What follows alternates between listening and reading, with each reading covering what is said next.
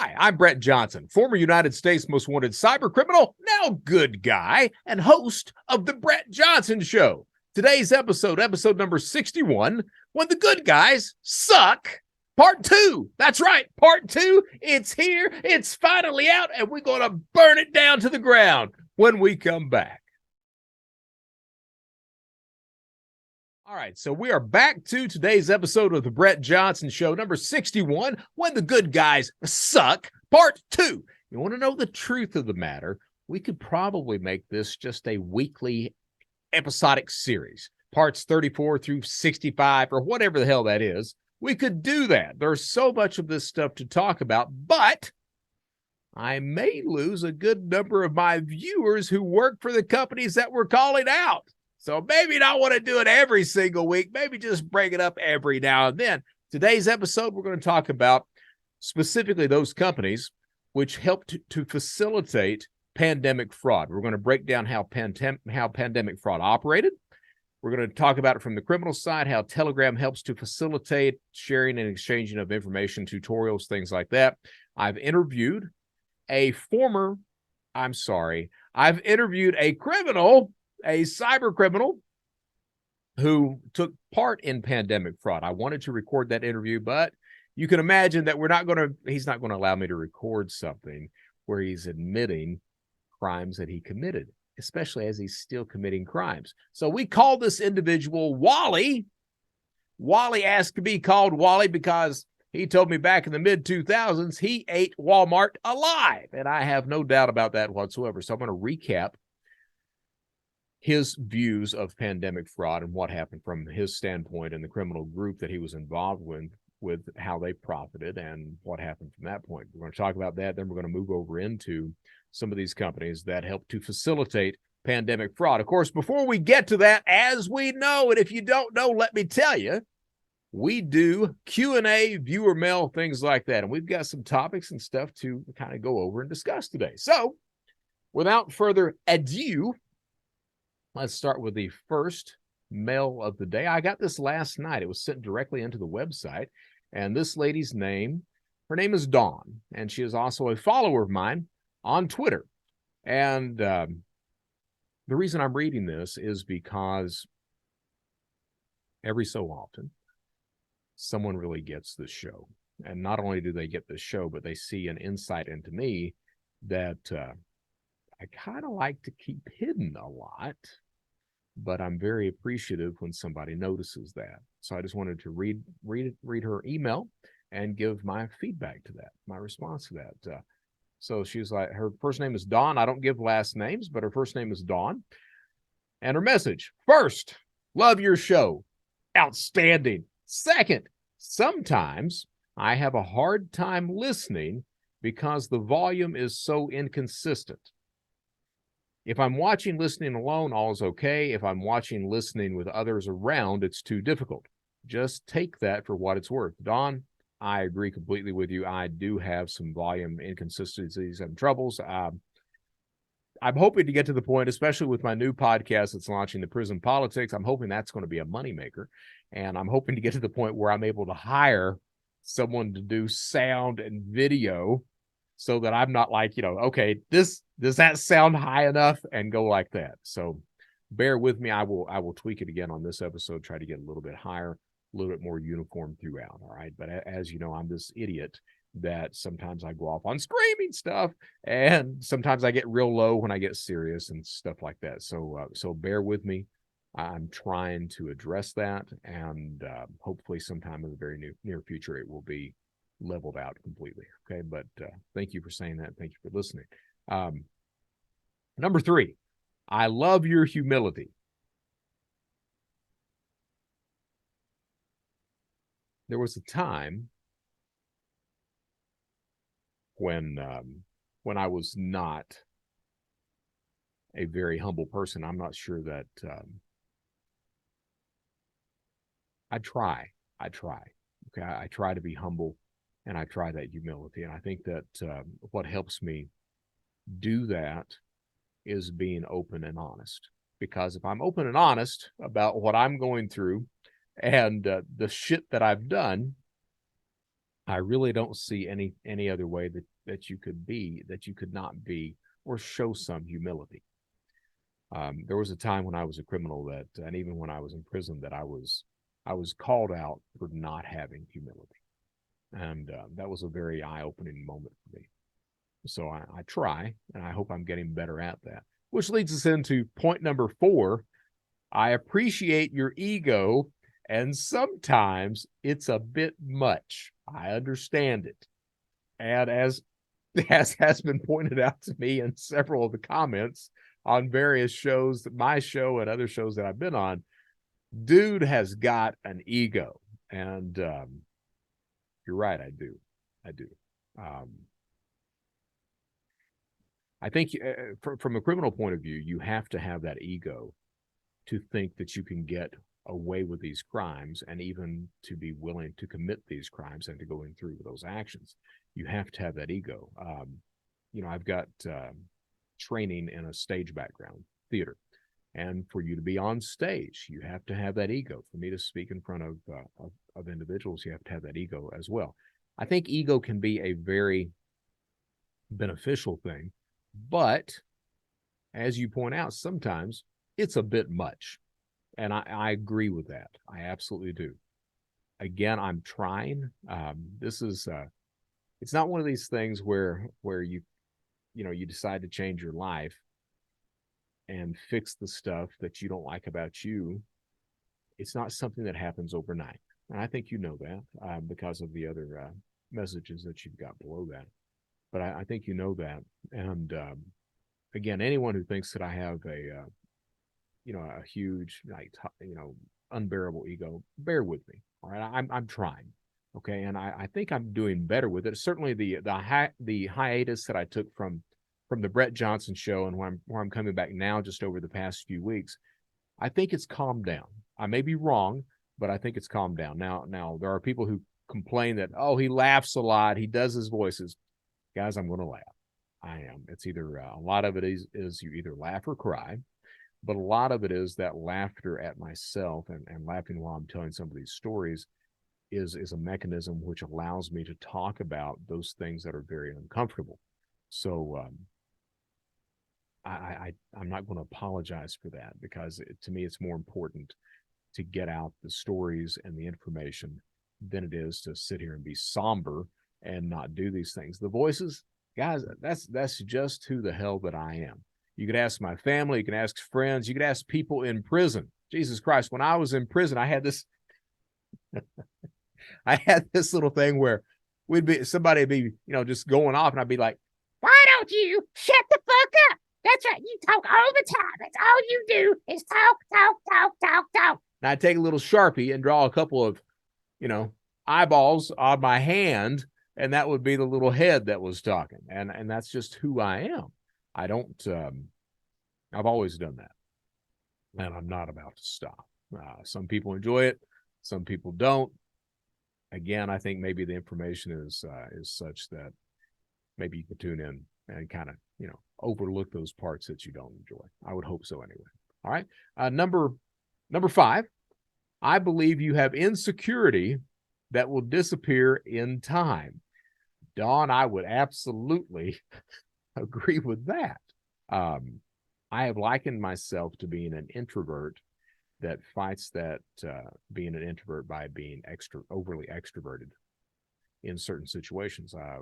Like when I go on a trip to speak or something like that, I'm by myself. I mean, I'll go and see a concert or something like that if there's one around, but I like being, kind of just by myself. I'll stay in the hotel room. I'll turn on the TV. I'll turn on South Park. If they've got some sort of South Park marathon on Comedy Central or something like that, I'll turn on South Park, and I'll get on my phone and I'll do my Twitter feed and stuff like that, and I'll do some research, and that's typically it. I'll come out for the presentation in the conference, and I'll turn on at that point. I'm this big guy, and I'll turn on and be on that public Brett Johnson for a while, and I'll go back and I'll eat dinner by myself, and I'll get on the plane and come home. That's what I do. I'm not a big party guy or anything else like that. The insecurity that you're talking about, I'm going to tell you the truth. for me to do this show solo is one hell of a thing. It is. And I am insecure about that. I think you can certainly tell that on the opening episodes of the Brett Johnson show. Hell, I wouldn't even look at the camera. I was pulling a Jim Morrison. You know, Jim Morrison at one point, he wouldn't even face the audience. And with me, the first several episodes of the Brett Johnson show, I wouldn't even look at the camera. I'd just be, I'd be doing the show like this, away from the camera. And I'm getting better at that. But it's a very, to me, there's not a whole lot of shows out there that are just one single person talking. It's usually an interview type show. And I didn't want to do that. I wanted to bring people in every now and then to interview, but I wanted it to be the Brett Johnson show. I wanted to be able to say the things that needed to be said and also talk about, that arc of trying to become a better person, of making that choice to turn my life around. Getting a little emotional while I'm thinking about this, but you're right. I do have insecurities, which brings us to number 6. I believe your confidence will grow as your insecurities disappear. And Don goes on to say, there is no reason you need any more for your insecurities, but it's your journey. Again, you are awesome and love seeing you grow. An old lady fan with lots of life experience, nothing like yours. I got this email last night.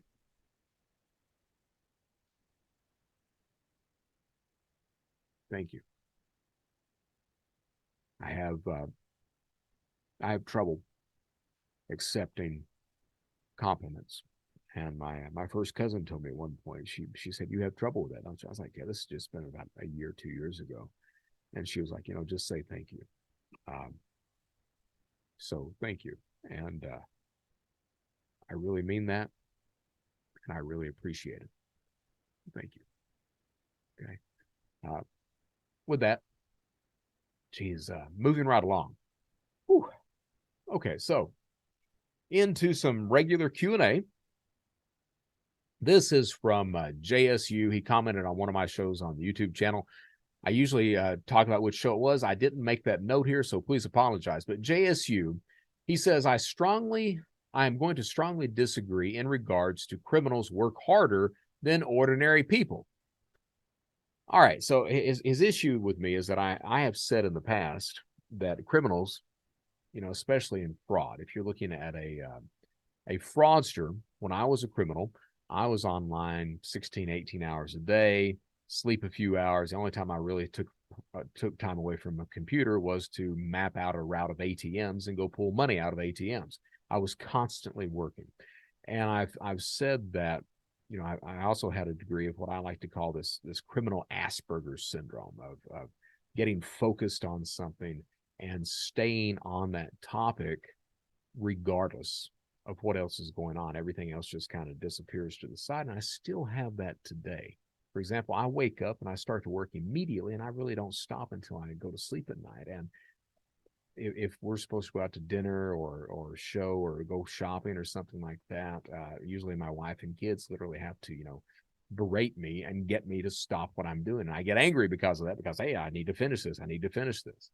So that's not uncommon with more skilled old school cyber criminals. All right. You compare that to people on the good guy side. And a lot of the times it's a 9-to-5 job. Now, sometimes it's not, but it's a job. I think JSU, I think you're not understanding what I've been talking about in the past is for criminals. And I don't care if you're a drug dealer, if you're a bank robber, if you're a mortgage fraudster like Matt Cox, you came over from Matt Cox's show over to mine, or me, a cyber criminal. It is a criminal lifestyle, and that means something. It's not a job. It's not even a career. It's a lifestyle. It's something that's 24 hours a day, 7 days a week, 365 days a year, except on leap year, then you add another damn day to it.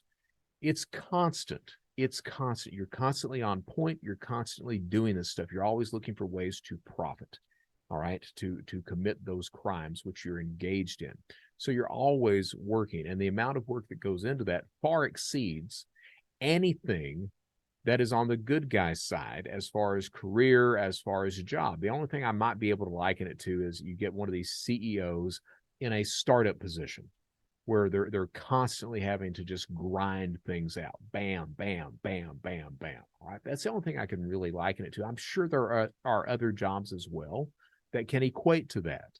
But understand that the term criminal lifestyle means something. I've talked to several law enforcement agents across the planet, and I've heard more than a few times that, you know, the amount of work that you guys put into committing crime, if you were doing that legally, my God, you'd be unstoppable. And there's a lot of truth to that.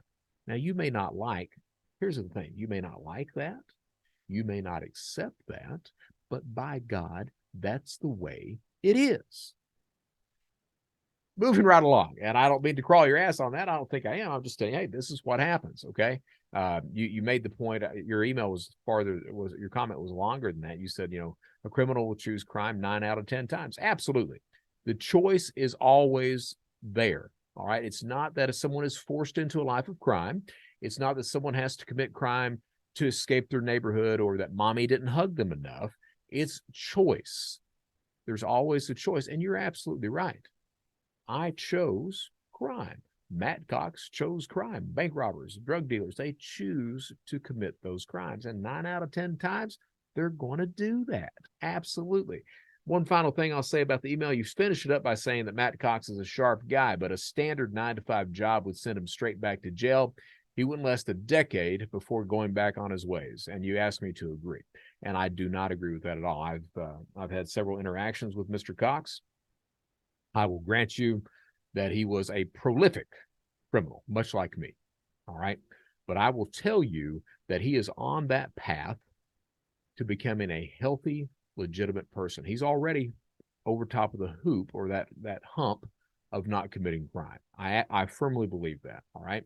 He works his ass off every single day to make a show of success and to also bring in income because he understands what his triggers are. He understands he needs to do this. Yeah, he likes being in the limelight. He does. He also likes, you know, being able to pay his bills. Who doesn't? But I'm telling you now, he's over top of that hump. And if he was in a 9-to-5 job, I think that I don't think he would be happy, but I don't think that would end with him breaking the law and going back to prison. I think that he would stay in that 9-to-5 job, and that entrepreneurial spirit that he's got that's now on the legal side would continue to think and try to do things off on the side until he was able to quit that 9-to-5. Fortunately, he doesn't have to work a 9-to-5. He's got his show. He's got speaking engagements. He's doing very, very well across the board. Now, understand too, and I say this to most former felons that are out there, you really don't want a 9-to-5. First of all, it's going to be harder than hell to find one. And the second thing is, you're always going to be over somebody's thumb. You're never going to be equal to the other employees that are in that organization. You're much better off creating your own business. That way, at least you're able to tell someone to fuck off and fuck you. You want to be able to do that. All right. You want to run your own business. You want to be your own boss. I mean, that's one of the things that's really, I think, not appreciated about a lot of criminals is that a lot of us have that entrepreneurial spirit. We just chose it in the the crime highway. But that's what I would say about that. No, I do not believe that Mr. Cox would go back to prison within a decade if he had to work a 9-to-5. All right, moving right along. This is from Nick Evans. The episode is episode number 28 on addiction. And Nick makes the point of a good bit of why people do bad things and don't stop has a lot to do with the way they feel bad about doing those things. And he talks about that for a second. Then he gives an example. My girlfriend's best friend forever died because she felt like she was scum and didn't want her family to know. And I offered to pay for her to get treatment and take care of anything else, so she wouldn't have to tell them multiple times. I've seen people feel this shame that they sinned a few times. People believe drugs are bad, and they have sinned to the point that it makes them feel like this. It pushes them away from help and into addiction. Okay, so here's the thing. I have talked about my show on addiction, but I also talk about addiction through many of my different episodes, through many interviews, things like that. Now, I was never addicted to drugs. All right. I didn't start drinking until I was 34, until my first wife left me. That's when I started drinking. And I like to think that I tried to make up for it at that point in time. But that's when I started drinking. I've never done cocaine. I've smoked joints, marijuana a few times. Yes, I did absolutely inhale. I can say that I liked it. I could say I liked it maybe twice out of those 5 or 6 times that I've actually smoked it. I actually, not too long ago, I was told by a former co-host of mine that, the edibles were very good. And I was like, well, shit, let's try us some edibles. So got some in. I was like, I can make my own edibles. I'm in Alabama. You don't have dispensaries or anything like that. So I was like, I can make my own damn edibles. So I looked up online about how to make edibles. I was like, okay, that's not that bad. And the example for the ready-made edibles was you take a Ritz cracker and you put some peanut butter on it and you sprinkle the marijuana on top of it. You put it in the oven and bake it for a few minutes. I was like, that's fine. So here I am, dipshit Brett. I mean, it was bad. Dipshit Brett. Get the Ritz cracker out, put it on a pan, get like 6 of these some bitches out, put it on a pan, peanut butter. Then I get this handful of marijuana. I'm like, hey, if a little's good, a lot will do it. So I load it up, get it out and start eating. Of course, you got that bullshit marijuana that's mixed in with the peanut butter. It feels like you're eating, I don't know, like oregano mixed with peanut butter. I mean, it's a horrible, horrible thing. So I eat, like 4 or 5 of these things. And I'm like, well, it can't be that bad. It's, why not? Well, I didn't know. Now, I didn't know that you could overdose on this bullshit. And I didn't overdose, but it was so bad about an hour into it that the only thing that I could do was lay there. And any single movement that took place, I would have to get up, and I could hardly stand. I would have to get up and stumble to the toilet and throw up. And I did this for several hours. So my interactions with marijuana have not been good at all. With alcohol, I end up drinking alcohol maybe 3 times a year. I enjoy champagne. I enjoy cider. Yeah, I know cider is not a manly drink, and I understand that champagne is not a manly drink, but I'm going to tell you, I like that shit, and I do it about 3-4 times a year. Anything else I've not. I mean, I've had the opiates, the tablets, and I realized I had a tooth pulled, and I realized that when it was pulled, they gave me these, Percocet or whatever they gave me. They gave me that, and I took it, and about the 3rd tablet in, I was like, man, I like that shit. So I immediately stopped and went over to ibuprofen and just loaded up on that. Those are just my little personal, substance stories. My addictions were never substance-based. My addictions were based in crime, in boosting that self-confidence that Dawn was kind enough to point out she recognized, in boosting that up because I was very good at crime. I was very good at social engineering. I'm very good at speaking these days. I'm exceptional on a stage. So crime helped to boost that. Crime was that addiction. It was also the addiction of, because of the childhood that I had, I don't like being separated from the people that I care about and love. I don't like that, having to go away at a 9-to-5 job. And so crime helped fulfill that. It allowed me to stay at home, even though I was working my ass off. It still allowed me to stay at home in the direct physical vicinity of the people that I loved. So, and I'm still like that today. I still like to be around those people that I care about and love.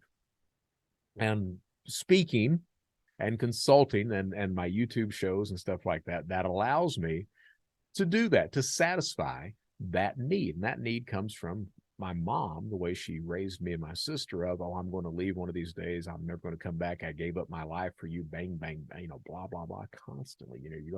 You'll find me dead in a ditch someday, something like that. And because of that upbringing, I'm still traumatized because of that. I still don't want to be separate from the people that I care about. The addiction, and it took me a couple of years, the process of addiction, what I'm talking about that is so my addiction was crime. I had an uncle who was addicted to gambling. He wasn't a drinker or anything else like that. He would drink, but his addiction was gambling. I've known people who were addicted to substances. My first cousin, he's been addicted to opiates for, I'm 53 now. He's been addicted to opiates for 30 years. 30 years. He's went to prison because of them, everything else. So he's got, I know people, and I'm close to people that have suffered from various different forms of addiction. All right, including self.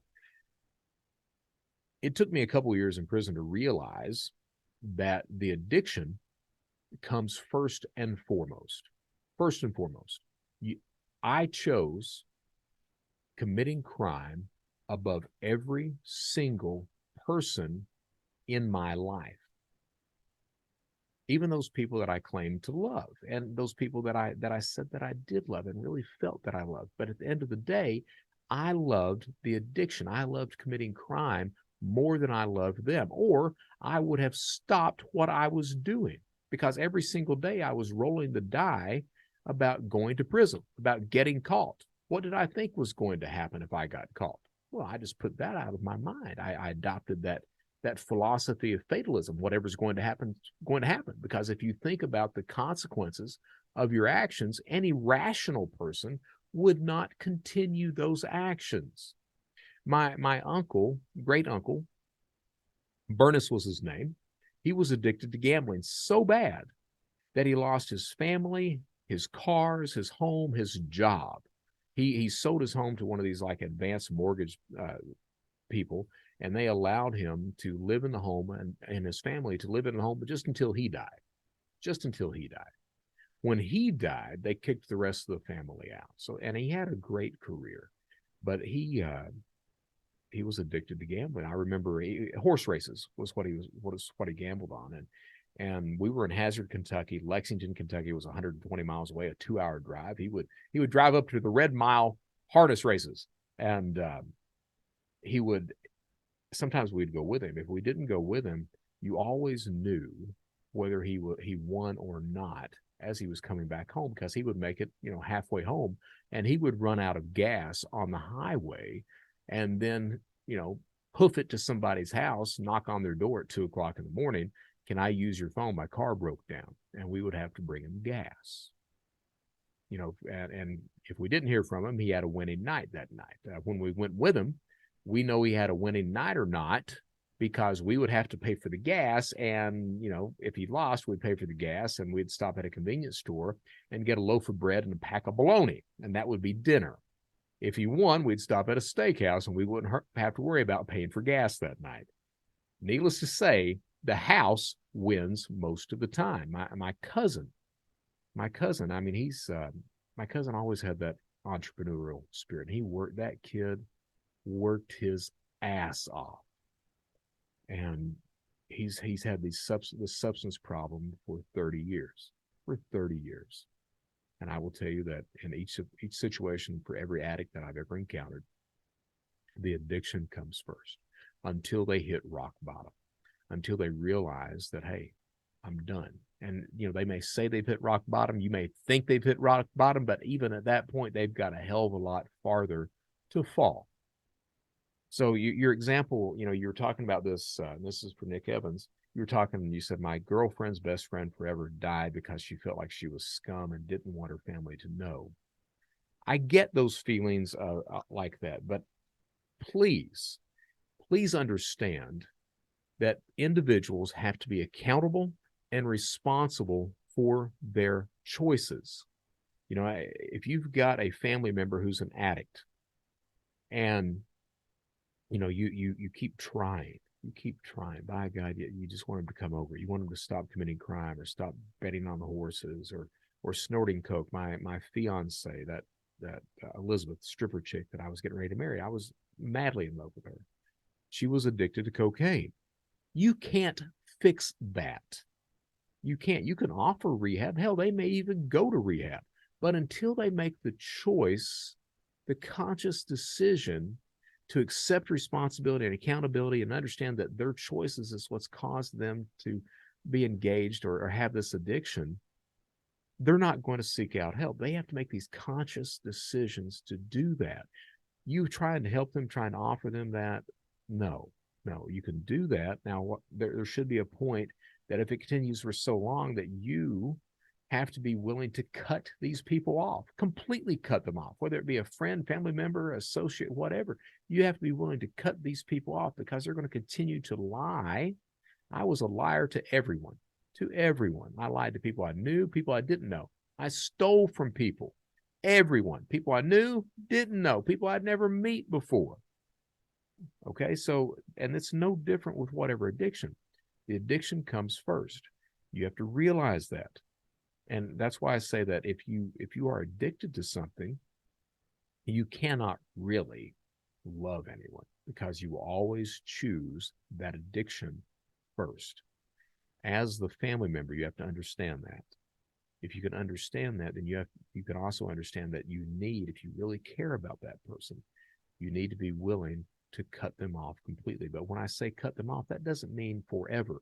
That means cut them off completely until they are ready to change their life. Obviously, this girl that you're talking about, this best friend forever, obviously this person that you're talking about has not made that decision. And it sounds like they've not accepted responsibility or accountability for their own choices that led to that addiction in the first place.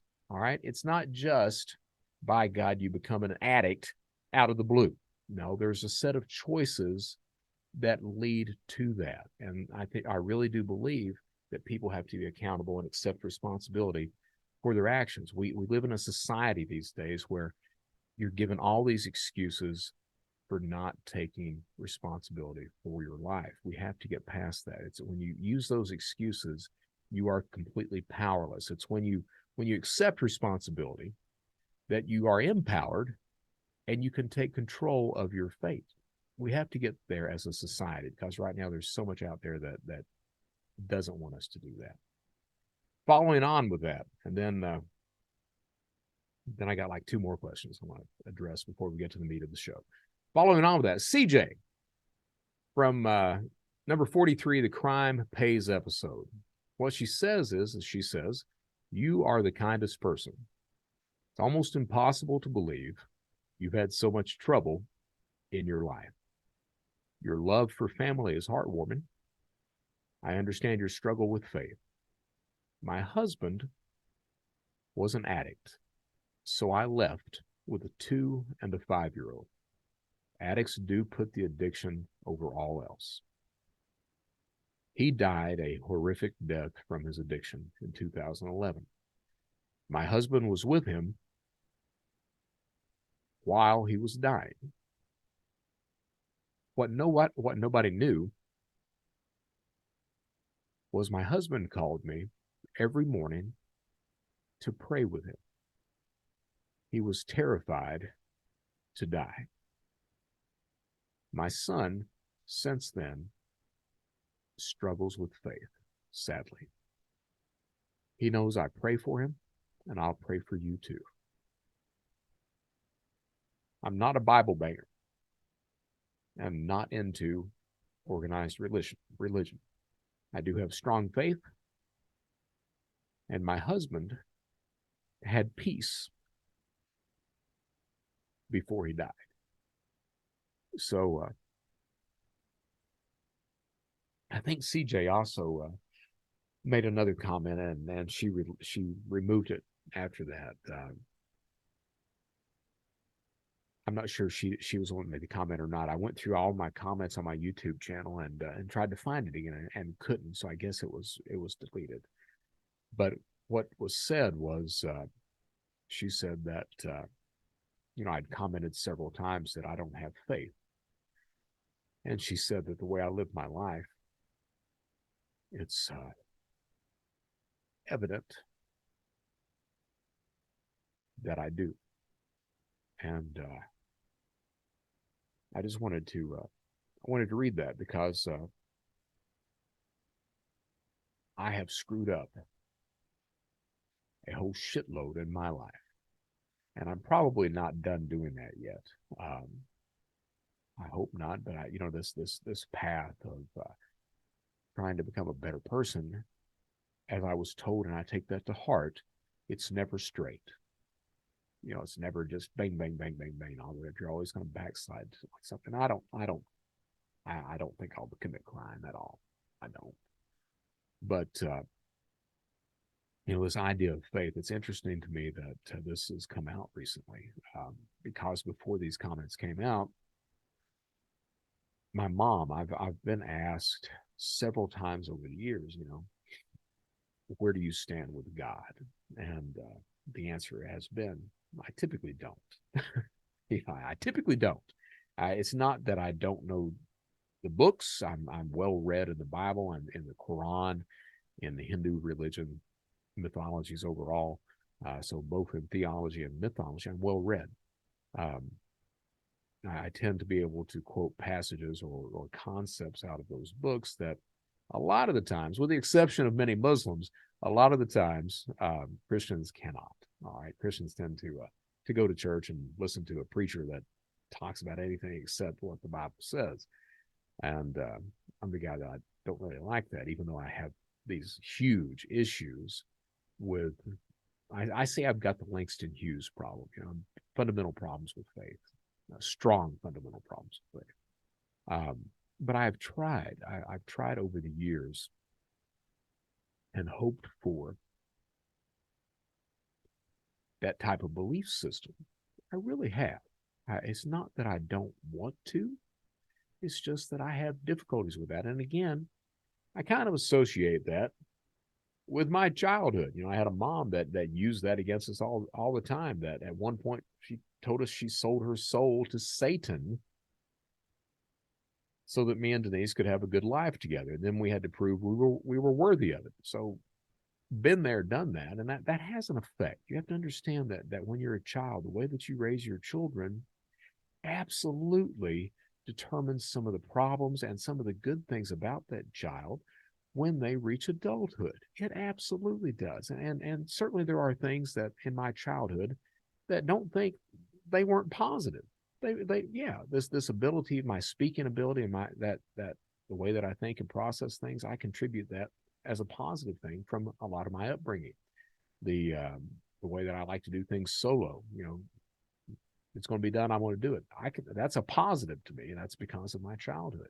But there's all kinds of negative things too, and I think that parents have to be conscious of rearing a child and the way that they treat that child and discipline that child, and conscious of what happens in the future.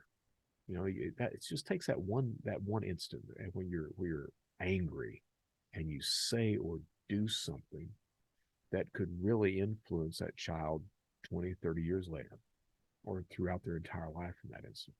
So, with my mom, I think a lot of my issues with religion has been that upbringing, because there were several instances and different types of instances like that. My first girlfriend was a preacher's daughter. He was a preacher for the Church of Christ, very fundamental church, not Pentecostal, going around, rolling around on the floor, speaking in tongues, all that crap, none of that, but just fundamentally looking at passages of the Bible, would not talk about anything outside of what was in the text. And that's kind of what I grew into. And I was with her for, I think, 5 years, went to church every Sunday and Wednesday, and by God, learned it. Okay. And she broke up with me because she finally figured out, I'm not going to join in with it. I'll go, but I'm not going to join in with it. So and it wasn't because I didn't want to. It's just that I didn't want to be a hypocrite. And I considered myself a hypocrite if I said I believed in something and acted like I did without actually doing that. So I never did that. As a matter of fact, at one point, I really considered seminary school. And I did not join that. I was in Knoxville, Tennessee, a criminal, and did not join that because I had that Langston Hughes issue, that fundamental lack of faith.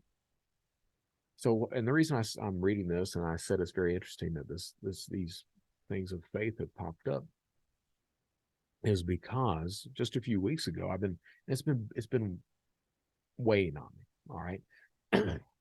And like I said, I'm well read in those texts, but I'm not instructed in those texts. You know what I mean?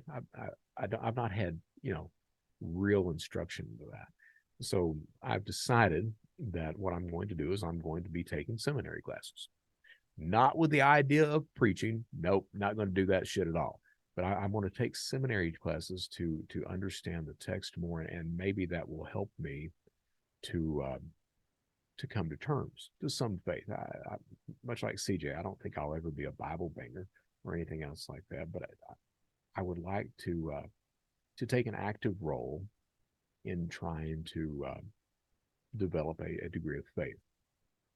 So I'm going to be taking seminary classes, and what I'm actually also considering is documenting that path on a YouTube channel.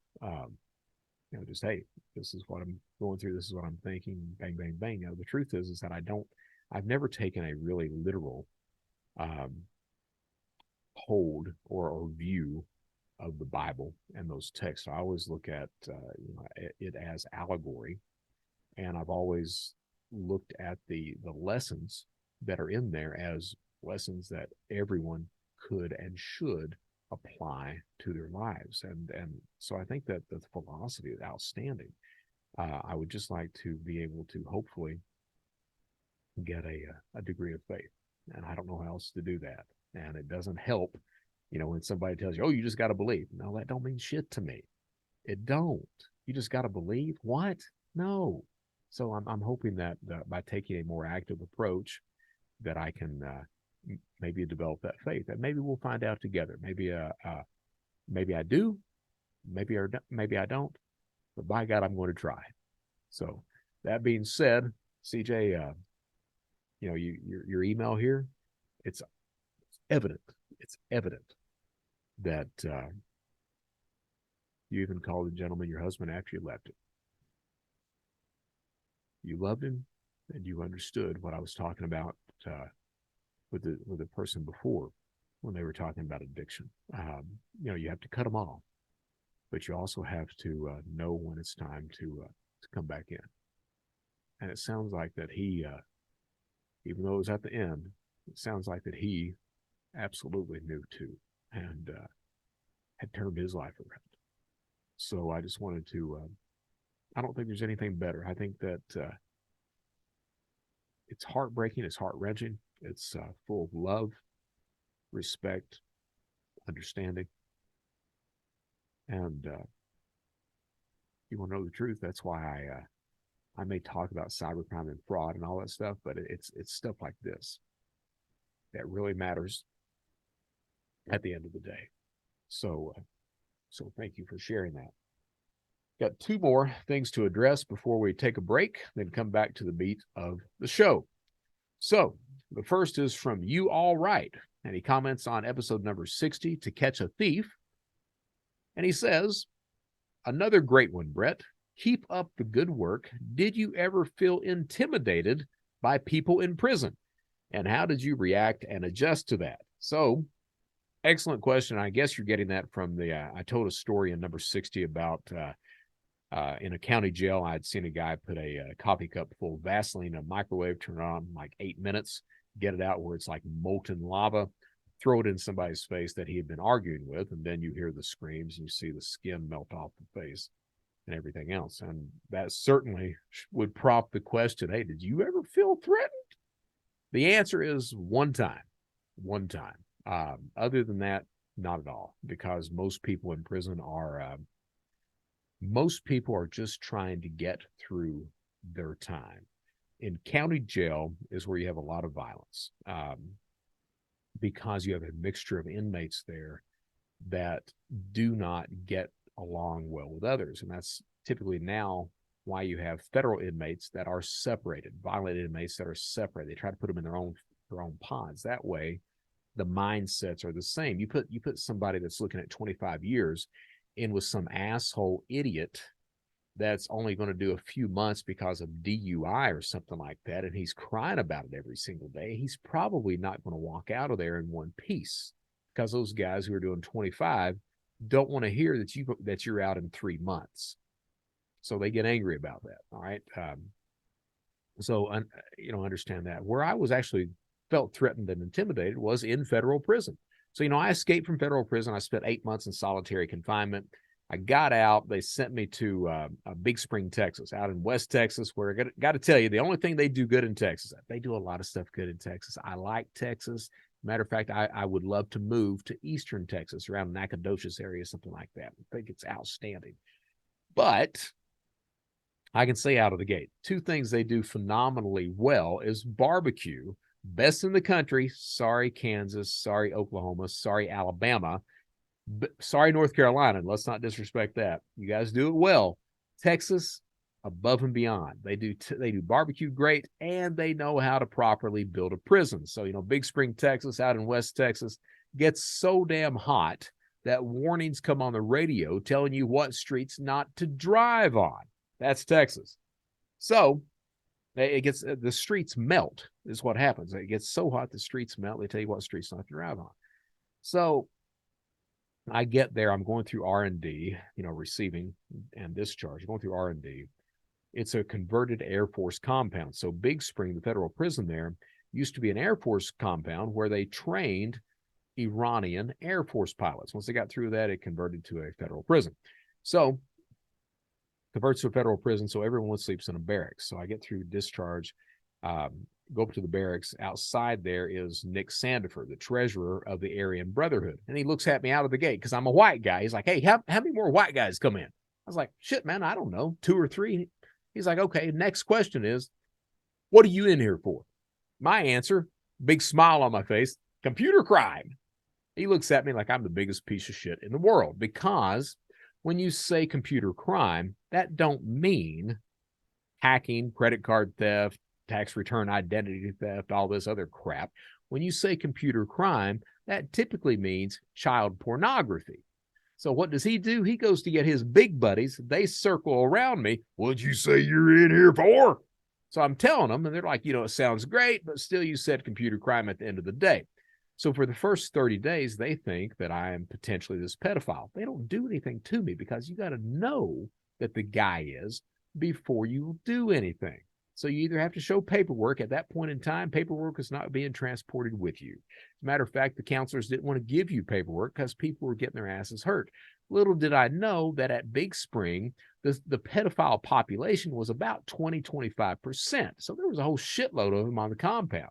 Matter of fact, a few weeks before I got there, the Aryans, who were not in charge of the compound, hired the Pises, who were in charge of the compound, Hispanic gang, to beat up all the pedophiles that were on the compound. And the guards were the ones who gave the list to the Pises about who the pedophiles were. So after 4 o'clock stand-up count one day, they lock everyone in their barracks.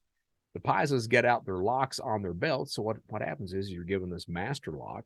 You can either put the master lock into a sock and swing it around, hit somebody like that, which you don't get many hits in because the lock will tear through the sock.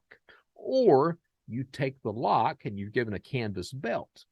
You wrap the lock around the canvas belt. You've got a makeshift mace, and you can wail away on somebody all day long on that. So after 4 o'clock count, they lock it down. The Pises get their locks on their belts, go around to each bunk that's marked as a pedophile and start beating the shit out of the pedophiles. And the goal was, the Aryans had it in their head that what we'll do is we'll get all the pedophiles beat up, and they'll ship all the pedophiles away from Big Spring Prison, and we'll have the compound to ourselves. Pedophile free. It will be heaven on earth. It'll be great. Well, they didn't anticipate that. No, dipshits, that ain't going to happen. What's actually going to happen is they're going to transport all the Aryans off the compound. So I got there right after that. All right. So I get there. They don't have a strong Aryan population at all. This is one of the reasons that I really think I was never beaten or anything else like that. So I get there. They don't have confirmation that I'm a pedophile. They think that I am, but I'm not. And they don't really know anything until about 30 days later. Wired magazine comes on the compound. I'm in the issue, front cover of it. You know, it talks about Max Butler, talks about me, it talks about all the credit card theft, phishing schemes, everything else. And then it's got this one line that says Brett Johnson, comma, Secret Service informant. So it's like, oh shit. Meanwhile, everybody else is like, oh, you're not a pedophile, you're just a snitch. Warden locks the compound down. Brings me in. Hey, did you give an interview to Wired? I was like, yeah. He's like, they will kill you in here. Don't you know that? And I was like, So he's like, do you feel safe? And I'm like, here's the thing. If you tell them you don't feel safe, what they do is they put you in quote unquote protective custody. That actually means they throw you in the hole for 6 to 8 months until they transfer your ass out. I just got through doing 8 months in the hole. Ain't wanting to do that in solitary anymore because you start to see shit after a while. Is that a bug? I don't know. It was there a second ago. So here I am. Oh, I feel perfectly safe. And he looks at me like I'm the biggest idiot in the world. He's like, get back to your bunk. And he tells me, he's like, if anyone says anything to you, come tell someone immediately because they will fucking kill you here. I'm like, done. He sends me back to my bunk. They do a locker search to try to get all the magazines off the compound. They can't. I walk in the next day to the barracks. There's Nick Sandford laying on his bunk, got the magazine wide open, reading it. And I'm like, oh, shit. I walk up to him. Hey, Nick, what you doing? Oh, just doing some reading. Anything interesting? Oh, it's getting that way. I'm like, well, let me show you something real quick. So I take the magazine, show him the line. He looks at me. He's like, I already knew. I'm like, are we going to have a problem? And he says, well, have you told on anybody that's here? And I was like, no. He says, until someone gets here you snitched on, we don't have an issue. But I need you to do something for me. So here's the thing. Federal prison, first of all, you got to work. It doesn't matter where you work, but you're going to have a job doing something, making that 8-12 cents an hour. So I got a job in education, teaching a literature class, a book of the month club class. Did we teach lit? No, we did not. Every Wednesday, 6 to 8:30, we taught fraud. All the Aryans joined in. A bunch of the guards used to visit too from time to time, get their little tidbits. That's number one. Number two, I was the guy who had to vet these suspected looking people walking off the bus, because here's the truth of the matter. As these inmates are coming off the bus to visit prison and serve their time, you know, as they get off the bus, you can literally point out the pedophiles who are walking off the bus. They've got a look, they give off a vibe, the radar just goes ballistic. You're like, that son of a bitch likes kids. So my job was to go up to these people, the white ones only. My job was to go up to the white potential pedophiles and have a conversation with them. And the conversation went like this. Hey, you know, I don't know what you're in here for. I don't care what you're in here for. But let me say, if you're in here for some sort of fucked up charge, I need to know about that. And here's why. If you tell me you're not, that everything's fine, and then you go and associate with these guys over here, and I'd point to them. If you go and associate with those guys over there, and they find out later you're in here for something that's really fucked up, they will fucking kill you. So what do you want to do? And typically at that point in time, they would look at me and say, man, I just want to do my time. And you would know. And then you would give them the rules after that. And the rules were, hey, you are not allowed in the TV room. Someone may extort you, and that's the way this shit works. And that would be it, okay? The intimidation for me came from this guy named Adam, an Aryan. And so all the Aryan Brotherhood and the nations and all the Aryans on the compound, they were kind of okay with me because I was providing them value. I was teaching them how to do fraud. If they needed help with letters or something like that, I would do that. You know, I did all this other bullshit on the compound, and I was vetting their pedophiles for them. So they left me alone. I was also the token guy. So if they needed an exercise program on the compound, they had their token snitch and they had a token black guy. So they would put in the forms to have an exercise program approved, and because they had an African-American and because they had a snitch, it wasn't considered a gang program, and they would be approved for their classes. So I was working out with them, everything else. I didn't have to join the gang. I wasn't beaten, anything else. This guy named Adam, young kid, I'd put him 22, 24. He did not like that. he took exception to that. He didn't understand why they were putting up with Brett Johnson, asshole that I can be, because I got to be honest with you, and this goes back to Dawn, I've got an ego.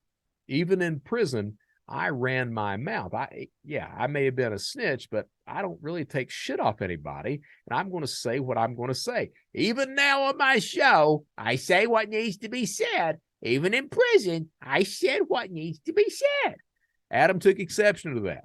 So he would catch me in a crowd or something. He'd start talking about me being a snitch in the hopes that one of these other racial gangs would do something to Brett Johnson. He'd say it loud and proud, right? And he did this for a couple, 3 weeks.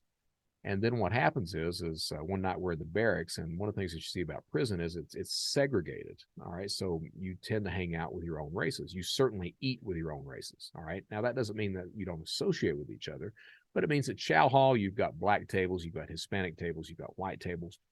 That's where you sit, all right? And it breaks down a little bit further from that. But it also means come time to hang out, you hang out with some other races as well, but mostly you hang out with your own type, because that's where you find camaraderie and that's where you find protection. All right. So here, we're hanging out one night, and Adam's there, and he's running his mouth a little bit. And I looked at him finally, and I was like, hey, man, I want you to know that you're starting to scare me. And he looks back at me. He's like, good, I'm glad. And so the area and shot callers are there. And I looked at Adam, I looked at Adam, and I said, well, here's the way this is going to actually work. I said, what's going to happen is you're going to go to sleep one night, and I'm going to take a pencil, and I'm going to stab you in the eye with it. And he looks at me, and I looked at him, and I was like, bet. Well, the next day, he checks in. He decides he's no longer safe on the compound, spends those 6 to 8 months of solitary confinement before he gets his ass transferred out. And what had happened is the shot caller had made him check in. That is the only time I felt intimidated. And they didn't want any, because of the pedophile problems they had, because I guess of the value that I was bringing to their organization as well. Because of all that, they made him check his ass in. Okay, that's where that felt. Now, I would like to tell you that I did not mean it when I said I was going to stab him in the eye. The truth of the matter is, I meant every single word of that, because you don't bluff on stuff like that. One of the things about human beings is we adapt to our environments, behaviors, and situations very quickly. And I'm no different than that. I absolutely adopted that attitude.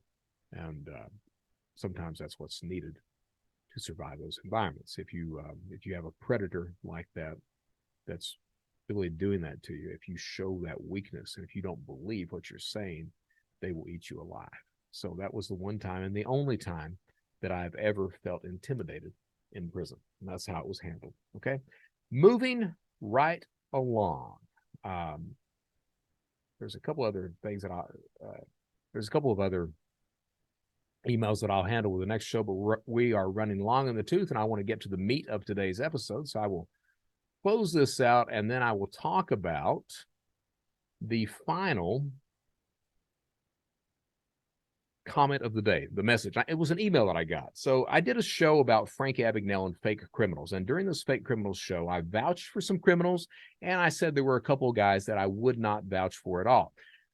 After that, especially over this past week, I've gotten at least 3 different people who have contacted me to ask me about this one individual that I did not vouch for in that show. Okay, so here's the deal.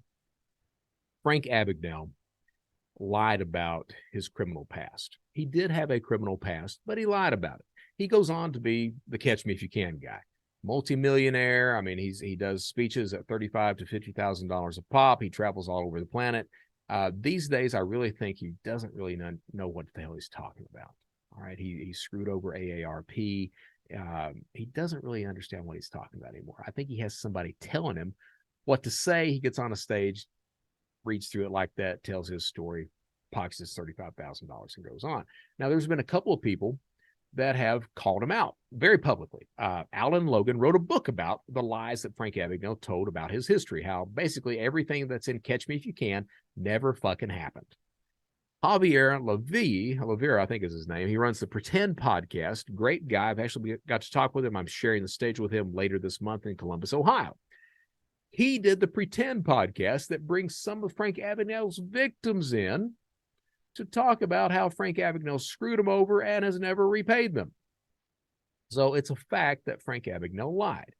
That being said, and I mentioned this on Matt Cox's podcast, that being said, or video show, that being said, you have to consider that Frank Abagnale has also done a lot of good over the years.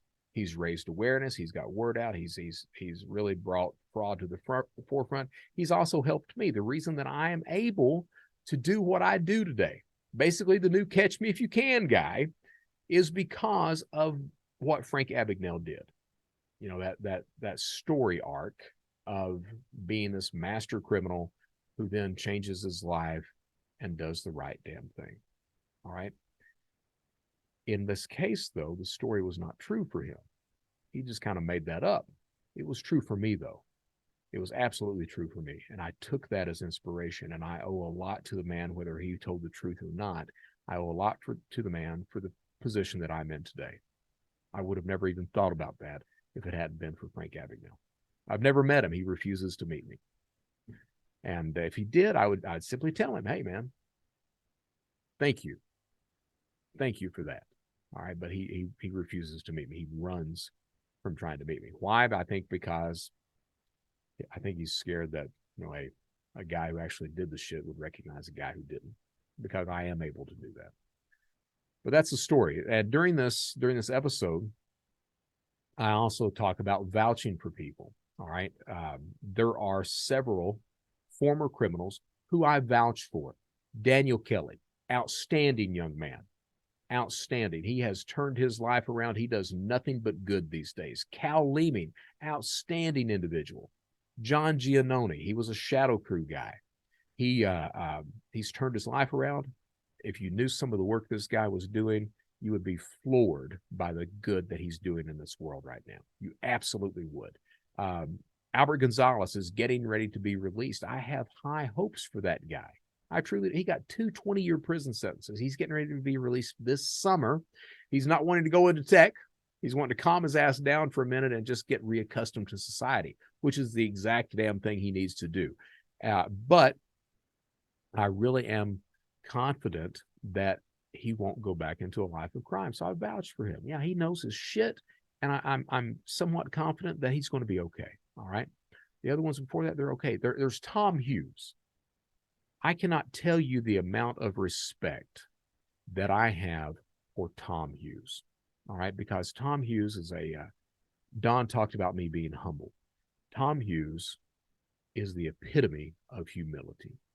He truly is. The guy is just very plain spoken.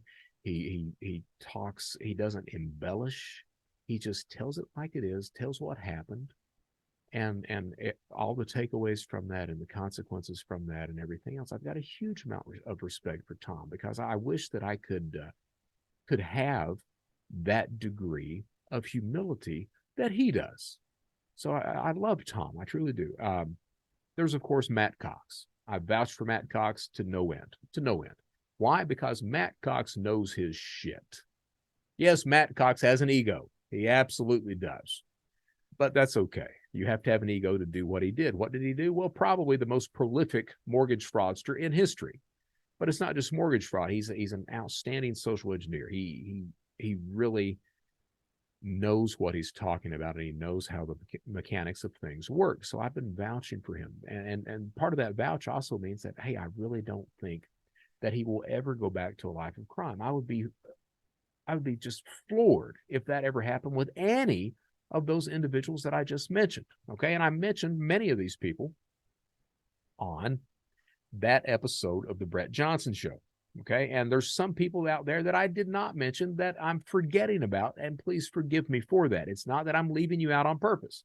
There were a few people that I did not vouch for. And I said plainly that I'm not vouching. 2 specifically. One is Tony Sells. The other one is Alexander Hall. I did not vouch for either one of those individuals. For Tony Sells, hey, I've worked with him. I've been on a webinar with him before. had never really interacted with the gentleman until I went and shared the stage with him in Riyadh. We were both brought in as speakers. I spoke first. He spoke following me. Before, as we were talking, we didn't get to talk very much, but as we were talking, I asked him, I was like, well, how much time did you serve? And he tells me he served like 12 months and then another stint at 13 months. I was like, okay, that's enough to get you a taste. I get on and give my presentation, tell people, hey, I was sentenced to 7.5 years. He follows me, gets on the stage. What does he say? I served 7.5 years in prison. I'm like, what? So not only that, but he spends his entire presentation, except for the 2 minutes at the end, bragging, literally bragging about all the crime that he committed and telling the crowd that he committed crime to escape his neighborhood, that he had no choice. And then the crimes that he's detailing, some of them don't fucking work that way. So needless to say, I was a bit disillusioned by the gentleman. So I go back and I ask some people, and they're like, well, we can't even really find some law enforcement officials over in the UK. We can't really find much at all on him. He was a shoplifter. Maybe he ran some people, maybe not. Can't really find much prison record coverage at all on the guy. I'm like, okay, well, obviously he serves prison because he can't get his ass in the United States. So he is a convicted felon. But did he do everything he claimed to have done? Highly doubt it. And as such, I don't vouch for the guy at all. Not only that, but I've had more than a couple of people tell me that, hey, he stole our freaking content, one of which is a woman social engineer, never committed crime in her life. She's one of the most respected social engineers on the planet, told me in no uncertain terms that he stole her content, didn't even give her credit for it. I'm like, dude, you don't have to do that stuff. You're going to say something, at least give somebody credit. So I don't vouch for that guy at all. The other guy, Alexander Hall. Alexander reached out to me, I don't know, 3-4 years ago on LinkedIn. And we had a very good opening rapport between each other. And I wanted to bring him on my show. As a matter of fact, I did 2 recordings. Back then I was doing, we were closing out the online fraudcast, and I was doing the Anglerfish podcast. So I wanted to bring him on the Anglerfish podcast to talk about his life of crime, because he had told me that for the space of 8 years, he ran meth and the entire fraud industry out of Las Vegas. Now, let me tell you in no uncertain terms, that if you control the fraud game in Las Vegas, you're doing something. So he said he ran meth for the Mexican cartels, for the Sinaloas. Now, here's the thing. I know people in the Sinaloas, and I'm not on bad terms with them. All right. I know people in the Sinaloan cartel. So he tells me this, and I'm like, okay. And then he tells me, they let me walk away. They never knew I committed any type of fraud or I was in that game, and they just thought I was, this meth dealer. And I thought that was funny to begin with. So I got him on the show recording. And at that point, he admits that, and I started asking about the Sinaloan cartel, because I was aware of how some of that operates. So I started asking him, I'm telling him, I know some people that are actually connected with that. And at that point, he decides he's going to recant the story of the cartels. So I'm like, okay. And it kind of left a bad taste in my mouth, that recording. So I never published that specific recording. As a matter of fact, I got back on talking to him, and I was like, hey, man, instead of us putting that out, because I know you felt uncomfortable and everything, instead of us putting that out, why don't I just bring you on the show? We won't talk about the fraud and the crime, because during the first one, some of the stuff that he was talking about wasn't meshing with some of the stuff the way that I know it works. Because again, I'm the guy that kind of laid the foundation for financial cybercrime. On the ground floor of that shit, kind of understand the shit, the way it works, the dynamics and everything else. So he had been talking about some stuff that was like, it's making me uncomfortable the way you're describing it and all this other stuff. So I was like, no, we're not going to do that. So I was like, we'll come back in and we'll record a show about, the problems that felons have getting a job in tech. And we'll just bullshit for now. And he's like, fine. So we recorded that. I was delayed putting that out because at this point in time, I was going through some issues with myself, but also with my dad, where he's sick and everything. And I was delayed putting that out. And Alex kept trying to push me. When's it going to release? When's it going to release? When's it going to release? And that left another bad taste in my mouth. And I really got the idea that legitimacy was trying to be found by me having him, by Brett Johnson kind of vouching for him by having him on the show. So never published that. Now, subsequent to that, because at this point in time, I'm like, hey, man, this guy, I think he committed some crime, but I don't think he did it to the degree with which he says he did it. So my former co-host, when we were on speaking terms, we had a phone call, and Alex comes up, and she's like, and I tell her, I was like, well, I just don't think that, he's doing everything that he claims he's done. And she's like, well, he's a really good guy. And I was like, hey, he lied about this, and I've got it on tape. He's not the criminal that he claims to be. And her response, I swear to God, her response was, well, you could both still benefit each other. And that was not the answer that I wanted to hear. So that was, and I've left it alone since that point. At one point, Mr. Hall was posting some stuff on LinkedIn. We were connected with each other on LinkedIn, so I'd see his post, and he was talking about the way some credit card theft worked. And I was like, that's absolutely incorrect. And I went in and corrected him. That led to the connections no longer being there. So we're no longer a connection. We were on a webinar not long ago, and I had this leads into some of what these reach outs have been over the past week. I've had 3 people reaching out. One guy was like, what do you think about him? Another guy was, I'm talking with him right now. And then another one is this email that comes in from it was shared with me from somebody who received it from a former federal law enforcement officer. And I'm not going to show it because they asked me to keep it private and not expose names or anything like that. But what this guy says, I had this email forwarded to me. I heard Alexander Hall speak recently. As a former federal law enforcement official whose antenna twitched just a little more than your average bear, I am not at all convinced that he has done half of what he claims he has. Just my humble opinion. And that's really where I'm landing at right now. I do believe the gentleman has committed some fraud. I do not believe for an instant that he ran the fraud game in Las Vegas, or that he was the king of Las Vegas like he claims to be. I do not believe that he was associated with the Sinaloa cartel.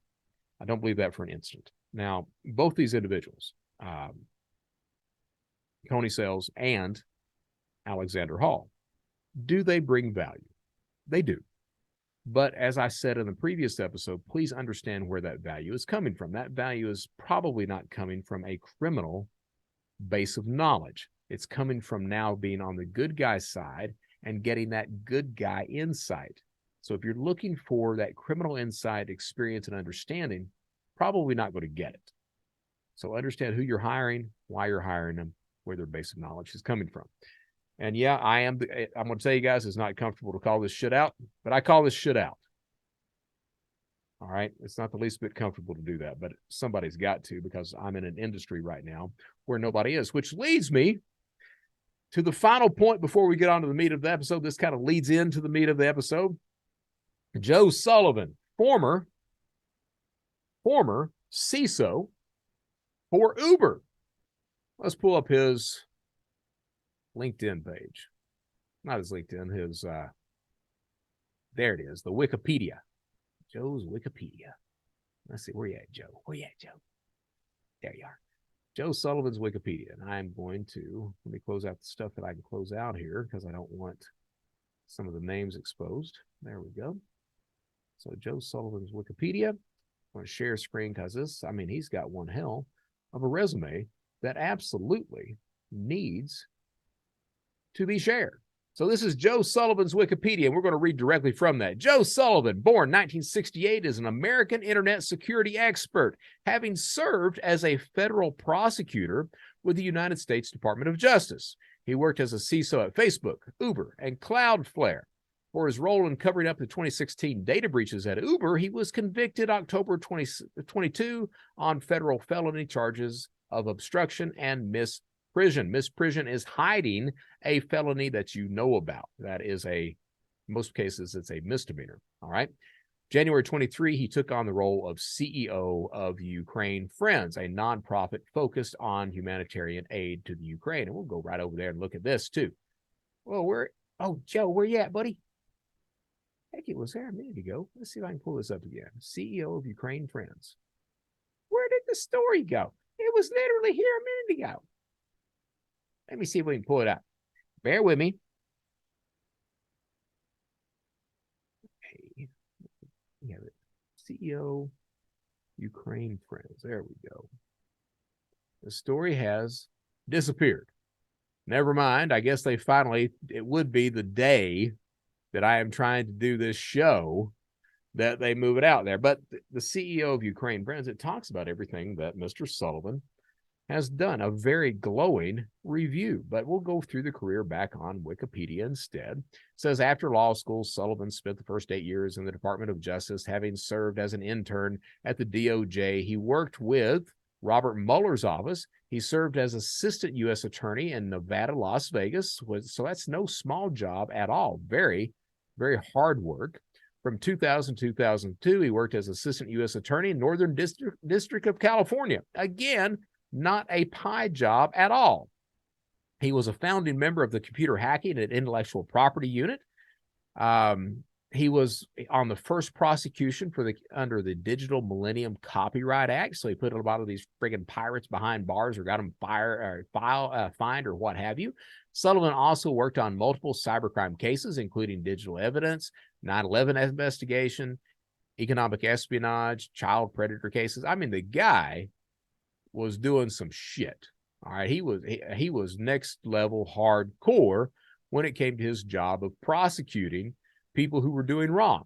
And make no mistake, he signed on to do the right thing. He wanted a career of being a good guy. He said to himself, I want to make society better. I want to make everyone safe. It's my job. I want to make a career of making things safe for everybody.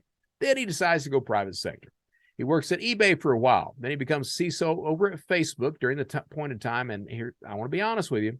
CISO at Facebook, I got to say, I'm not happy. I don't think he did a great job over there, because only recently did Facebook start to get rid of a lot of the criminal channels and sites that are built into Facebook. Only recently. Certainly they were going hog wild crazy while Joe Sullivan was CISO over there.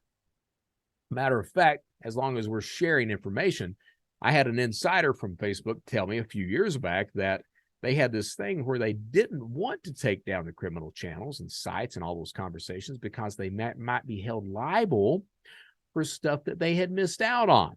Yeah, what do you think about that? Thank you, Joe Sullivan, for protecting our society. It wasn't until he moved over to Uber that things really started to fall apart for this guy. All right, so we're going to stop our share because I like to have my pretty face on the screen every now and then. So what happens over at Uber?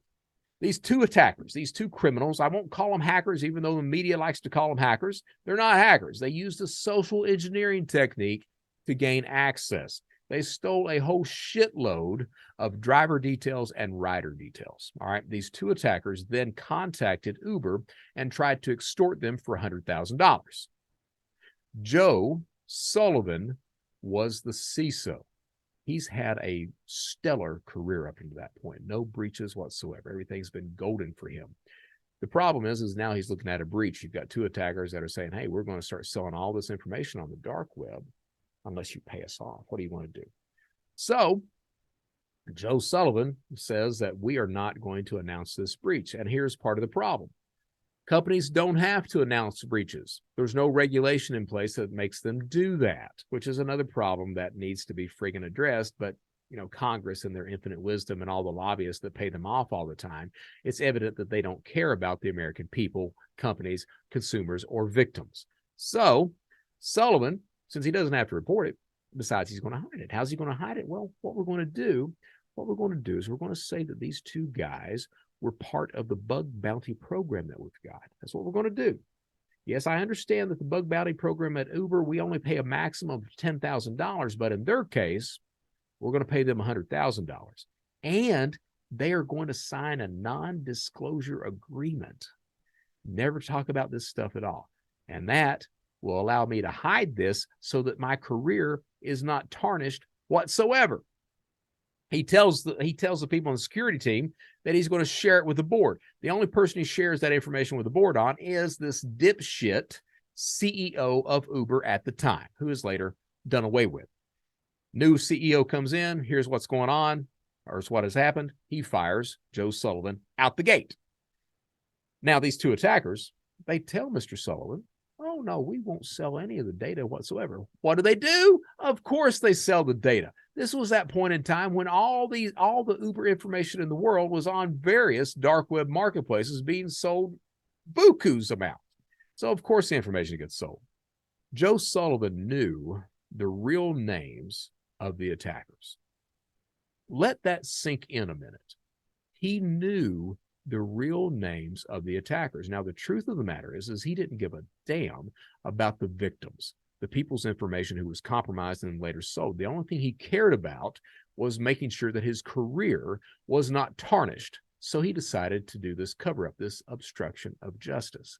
Now, these two attackers, not only do they sell that Uber data, they go on to victimize other companies with the exact same technique that they hit Uber with. Joe Sullivan knows who the real attacker, he knows their actual identities. Does he share that at all with any of these other companies being victimized? All these consumers, all these people being victimized? No, he doesn't. He keeps his damn mouth quiet. Now, he was sentenced last week. He was sentenced to 3 years probation and 200 hours of community service. That was his sentence. To say I am pissed about that is the understatement of the year. If there's anybody that deserves prison time, it's Joe Sullivan.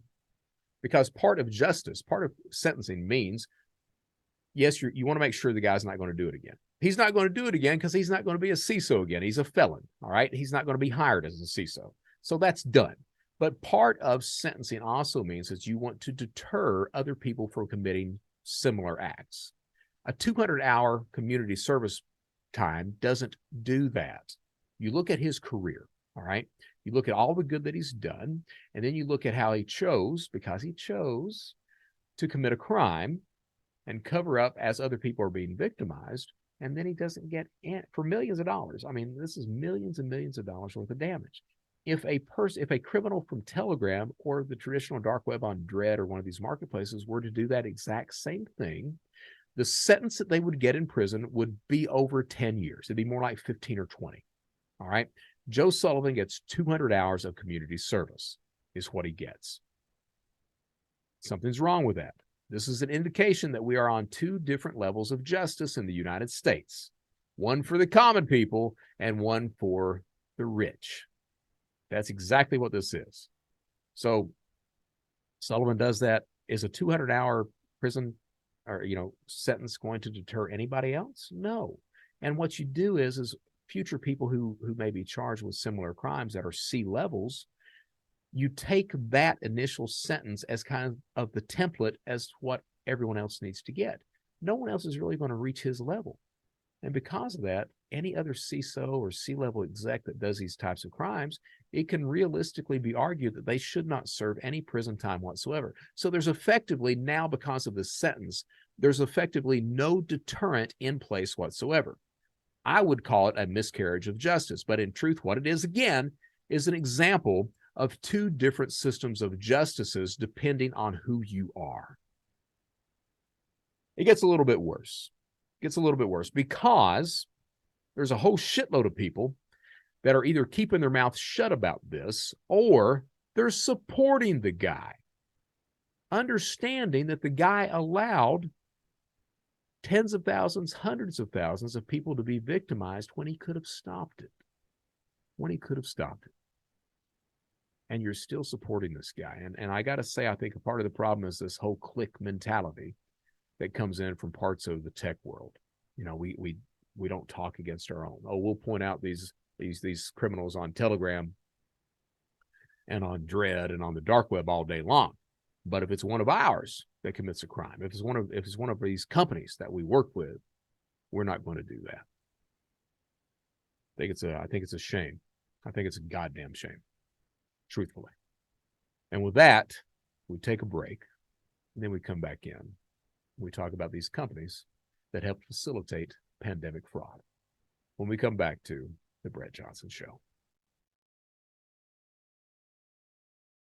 All right, so we are now back to the Brett Johnson Show, episode number 61, When the Good Guys Suck, part 2. And yes, hey, I am more than aware that today's episode is a marathon session. My throat is already telling me that. The voice may start to give at some point, so please forgive that. But please indulge me in the length of today's episode because it is absolutely worth it. I think that the Q&A session that we had and the viewer comments, I think that was outstanding.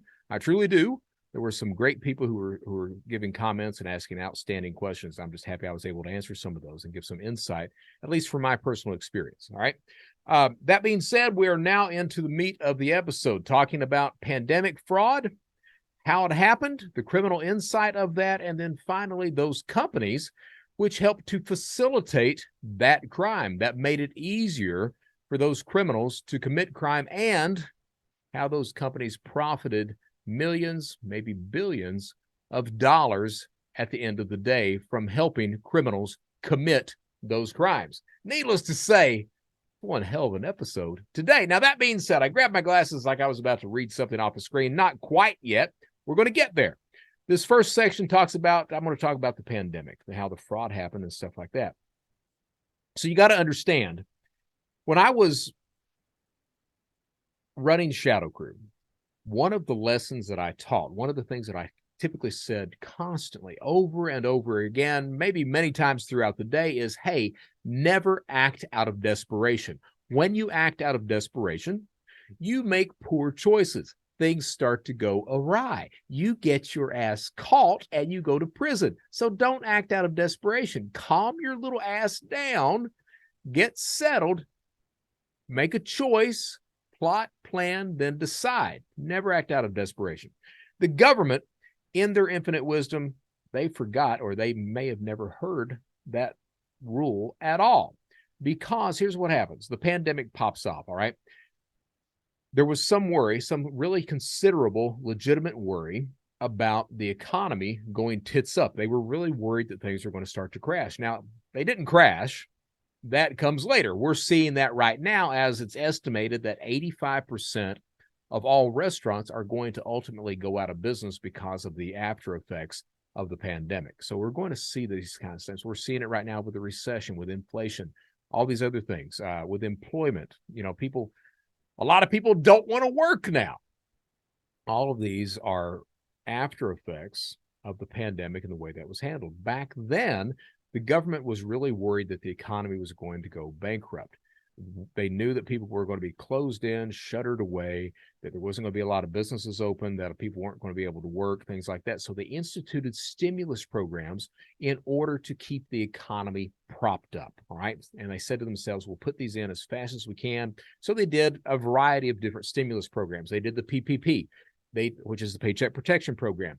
They did the PUA, the Unemployment Insurance Program. They did EIDL. They did SBA farm loans. They did a whole crap load of different types of programs in order to keep the economy boosted. But they put these programs into place with absolutely no preparation whatsoever. They were so desperate to get these things instituted that they made a poor choice. And that poor choice was, all of these programs were instituted with absolutely no security in place whatsoever for a space of at least 6 months. Bear in mind what I'm saying there. When you're talking about fraud, as a former fraudster now on the good guy side, typically you won't see a bunch of approvals coming in from, maybe you're trying to commit credit card fraud using the Tor browser, all right? Typically, that's not going to happen. It's happened in a couple of instances over the years. Like for one story I can recount is back around 2013, 2014, Keurig, the website, was being hit just night and day, as hard as you please, by these fraudsters using stolen credit card details. They'd order a couple, they would do triangulation shipping or order several dozens of these things, and they'd list them all on eBay. And you had a shitload of Keurig coffee makers on eBay that year during Christmas season for sale at discount prices. Now, the way they were ordering those, because Keurig had no security in place whatsoever, is they were using the Tor browser to shop at Keurig. Completely unheard of even back then. Nowadays, you don't hear about the ability of one to use the Tor browser to commit fraud. That typically doesn't happen because you can see the Tor browser coming into your system. You don't know, no, we're not going to allow that bullshit. But back then that happened. Well, it also happens with stimulus fraud.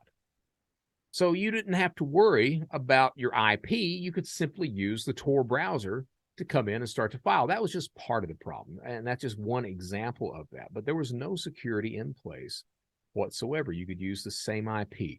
You could use the same device to file. You could have foreign IPs. You could, to an extent, you could use the same identity over and over again to get PPP loans, farm loans, unemployment insurance, blah, blah, blah. You could use synthetic identities, which is just complete madness when you think about it, because typically you can't use a synthetic identity to file for some sort of federal benefit. You can't do that. There's a reason that you can't get a home mortgage using a synthetic identity. You don't do that shit because it goes through the federal government. They're able to see that it was issued to a child. You're not going to get it. Or they're able to see that the social security number is just a fabricated number by the algorithm. You're not going to get it. But because there was no security in place with the stimulus programs, people were able to use synthetic identities to file for those claims to a great deal of success. What happens is I started to notice, I got a call from AARP, Washington Bureau, and I was asked a question because at that point in time, I was still an ambassador for AARP, and I would have these conversations with different offices, and certainly out of the Washington field office. So this gentleman calls me, Doug Shadell. He gives me a call one day, and he's like, "Hey, Brad, have you heard about this unemployment fraud?" Well, we were just a couple of months into the pandemic at that point in time. You know, the lockdowns and stuff like that. And the stimulus programs had just been instituted and things like that. And I was like, "What are you talking about unemployment insurance?" And he's like, "Do you know about it?" I was like, "Yeah, I know how to commit unemployment fraud, but what's going on?"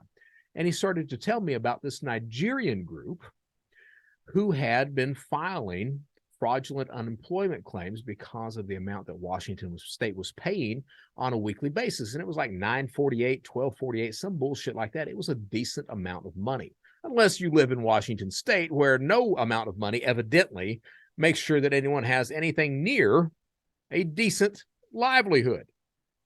But if you're in Nigeria, that $1,000 a week, that's a shitload of money. Well, these Nigerians were filing unemployment claims, and they were being approved, and they had stolen, at the end of the day, they had stolen around $400 million. Well, over the next 2 weeks, this unemployment story hits the news across the United States. USA Today is talking about it. All these other news organizations is talking about the amount of money that's being stolen by the Nigerians for unemployment fraud. Now, here's where this really comes into play, okay? Where it comes into play, yes, the Nigerians stole that money, all right?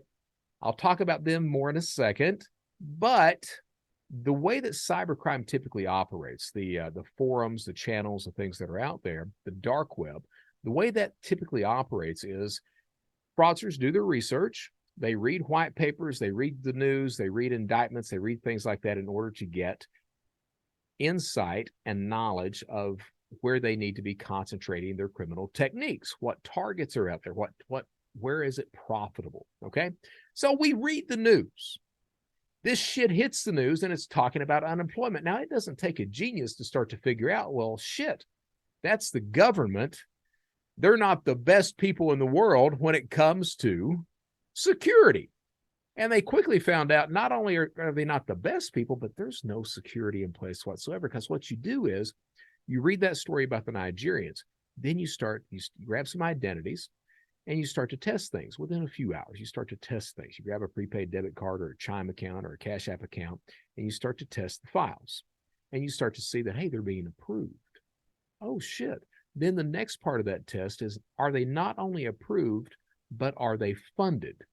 And then you see they're funded. Once they become funded, you know that you are going to be successful at that crime. So you've tested, you found success, and then all of a sudden you're like, okay, let's scale this up. So what do? Well, at that point, you either go around to all the Walmarts, all the service stations that offer prepaid debit cards, the Dollar Generals, places like that, and you start buying prepaid debit cards. No, you don't buy 5 or 10 at a time because they flag that shit. You buy one at a time. So one store, one card, one store, one card, and you spend a couple of 3 days just getting, 20, 30 cards because you're going to be getting off those 20 or 30 cards. If you're filing for Washington State, you're going to be getting $30,000, $40,000 a week on that. So groovy, already making $30,000 to $40,000 a week. That's the way it typically works. Then once you start hitting that, you start to say, well, shit, every state offers unemployment. So then you start to test every state. Because of the federal government coming in, everything's kind of a hybrid federal government state office. The state offices are shut down because of the pandemic. Everything's somewhat automated. So every state starts to work. And that is why you get billions, hundreds of billions of dollars that have been stolen through the pandemic just on unemployment insurance. Now, why did fraudsters go with unemployment? Because here's what actually happens. The PPP, the Paycheck Protection Program, was a much better choice as far as money potential goes, or, lump sum goes, because the PPP gave up to a $2 million loan. It was self-certified. It was self-certified. They promised not to audit you, and the federal government was going to forgive that loan. So obviously, if you're a fraudster, $2 million is worth a hell of a lot more than $1,000 a week. But remember that acting in desperation. The government was so interested and so bent on getting these stimulus programs put out as quickly as possible. No security was in place. Well, that also has an effect on the fraud environment, because in order for me to get $2 million sent to a bank account, I have to open the bank account, because it has to be a bank account, first of all. It can't be a prepaid card. It can't be a Chime account. It can't be a Cash App account. It's got to be a bank account. So in order for me to do that, to find success there, I have to have that account aged, and I have to have traffic on that account. If I just open up a brand new bank account and immediately have $2 million of a government deposit sent into that account, am I going to get my money out? No, by God, I'm not. They're going to lock that down. Most experienced fraudsters understood this, and because of that, they pivoted to unemployment insurance, because it's very easy to run down to Walmart and get a prepaid card, open up a Chime account, a Cash App account. Those son of a bitches will accept $10,000 deposits all day, every day, and it scales beautifully. So most experienced fraudsters went to unemployment insurance. Now, that doesn't mean you didn't have fraudsters that were in PPP. You absolutely did.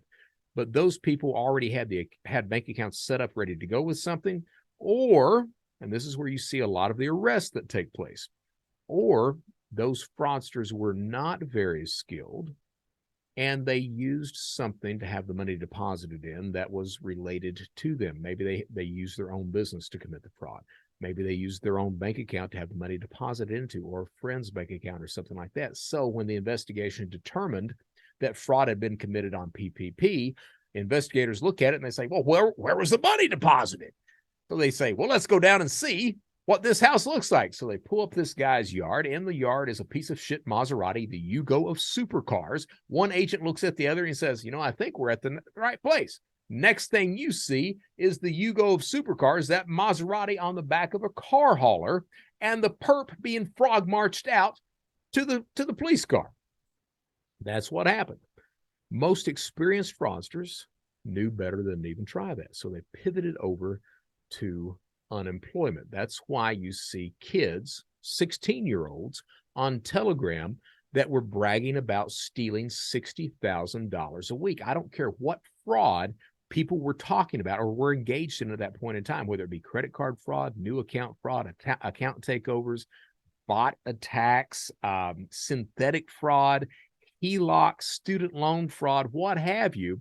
Every fraudster that had any knowledge or experience whatsoever pivoted from those frauds over to stimulus fraud because that's where the money was. There was no security in place whatsoever. It was wide open to steal as much money as you possibly could for the space of at least 6 months. Okay, that's what happened. And the truth of the matter is, you can listen to Joe Biden as much as you want to. You can listen to law enforcement as much as you want to. The truth of the matter is that those experienced fraudsters will never be identified or arrested. That's the truth. Does crime pay? You're goddamn right it does. So that's the way that the pandemic actually worked. Okay? Now, after the stimulus programs go away, they're phased out. And here's what's kind of interesting, and this blows my mind. I'm part of the fraud industry, and you would see these fraud professionals that would talk about after the pandemic's over, well, we're seeing fraud numbers increasing to points that we've never seen before. It's insane. There must be all these new fraudsters. No, not necessarily. What happened is as they pivoted over towards stimulus fraud, as the stimulus programs went away, they're not, it's their career. This is their job. They're not about to just go down and start flipping burgers. They're going to find some new area to profit. And guess where they go? They go back to where they had experience. And here's the other thing about this. The experience and the tools that they learned, the knowledge that they acquired committing credit card fraud or synthetic fraud, whatever fraud they were committing before they pivoted to stimulus, those tools translated very well to the stimulus programs. If you knew how to do credit card fraud, you could do stimulus fraud all day long. Same thing for identity theft, anything else. It pivoted beautifully over to that. When the stimulus program ended, they just went right back to where they were going. Now, the numbers of fraudsters absolutely exploded at that point in time because people told their friends, hey, I'm making $60,000 a week on unemployment. Shit, man, how you doing that? And they tell them, well, sit down. It's easy. It's the government's giving money away. The government can't afford it. Why not? It's just the government you're stealing from. So you had the justification in place as well. All right. Now, after about 6 months, the government, state, and local start to institute security. They decided to institute security first by piecemeal, one small security protocol after another, not understanding that gave fraudsters time to adapt to each piece that they were implementing. So they started with like KBA, then identity verification, stuff like that. Well, fraudsters know how to get past KBA.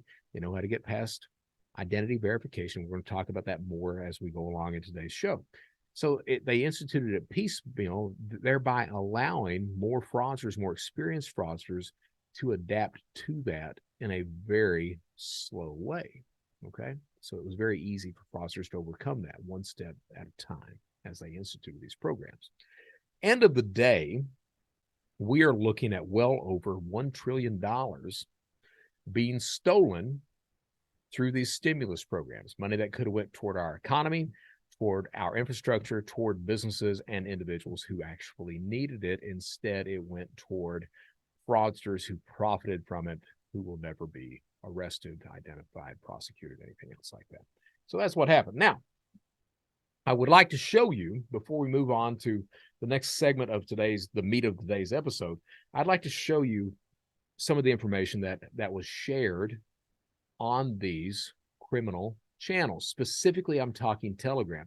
So here's the deal. Over the years, the definition of the dark web has actually changed.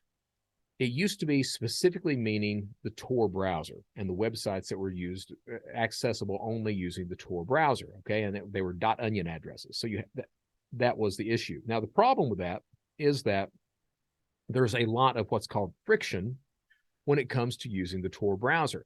The user experience is somewhat bogged down because you have to know the exact website you go to. You have to know how to configure Tor properly or you're going to be identified. There's no search engine. A lot of the websites have these crazy, insane CAPTCHA systems that you have to bypass, that you have to go through in order to access the website. Not only that, but once you access the website, most marketplaces right now require you to have PGP keys registered and in place, and you have to share those across the board. So there's a whole lot of friction, and that's just part of it, a whole lot of friction across the traditional dark web. Not only that, but law enforcement has gotten extremely adept at identifying those individuals who access the dark web. Now, there's a few theories on that. One of the theories that really kind of holds water is law enforcement owns a lot of the entry and exit nodes that people use to access the Tor. They own a lot of those network nodes, all right? And when you own all of the nodes, you can see who's coming in and who's coming out, and you can match them together and identify that son of a bitch. So, and that is absolutely one of the things that happens. Not only that, but they talk too much. Okay, so go figure. But law enforcement is very adept at identifying, shutting down marketplaces, everything else. A lot of friction across the board. Because of that, we've seen a migration of a lot of criminals looking at smaller and smaller encrypted messaging apps until Telegram comes around.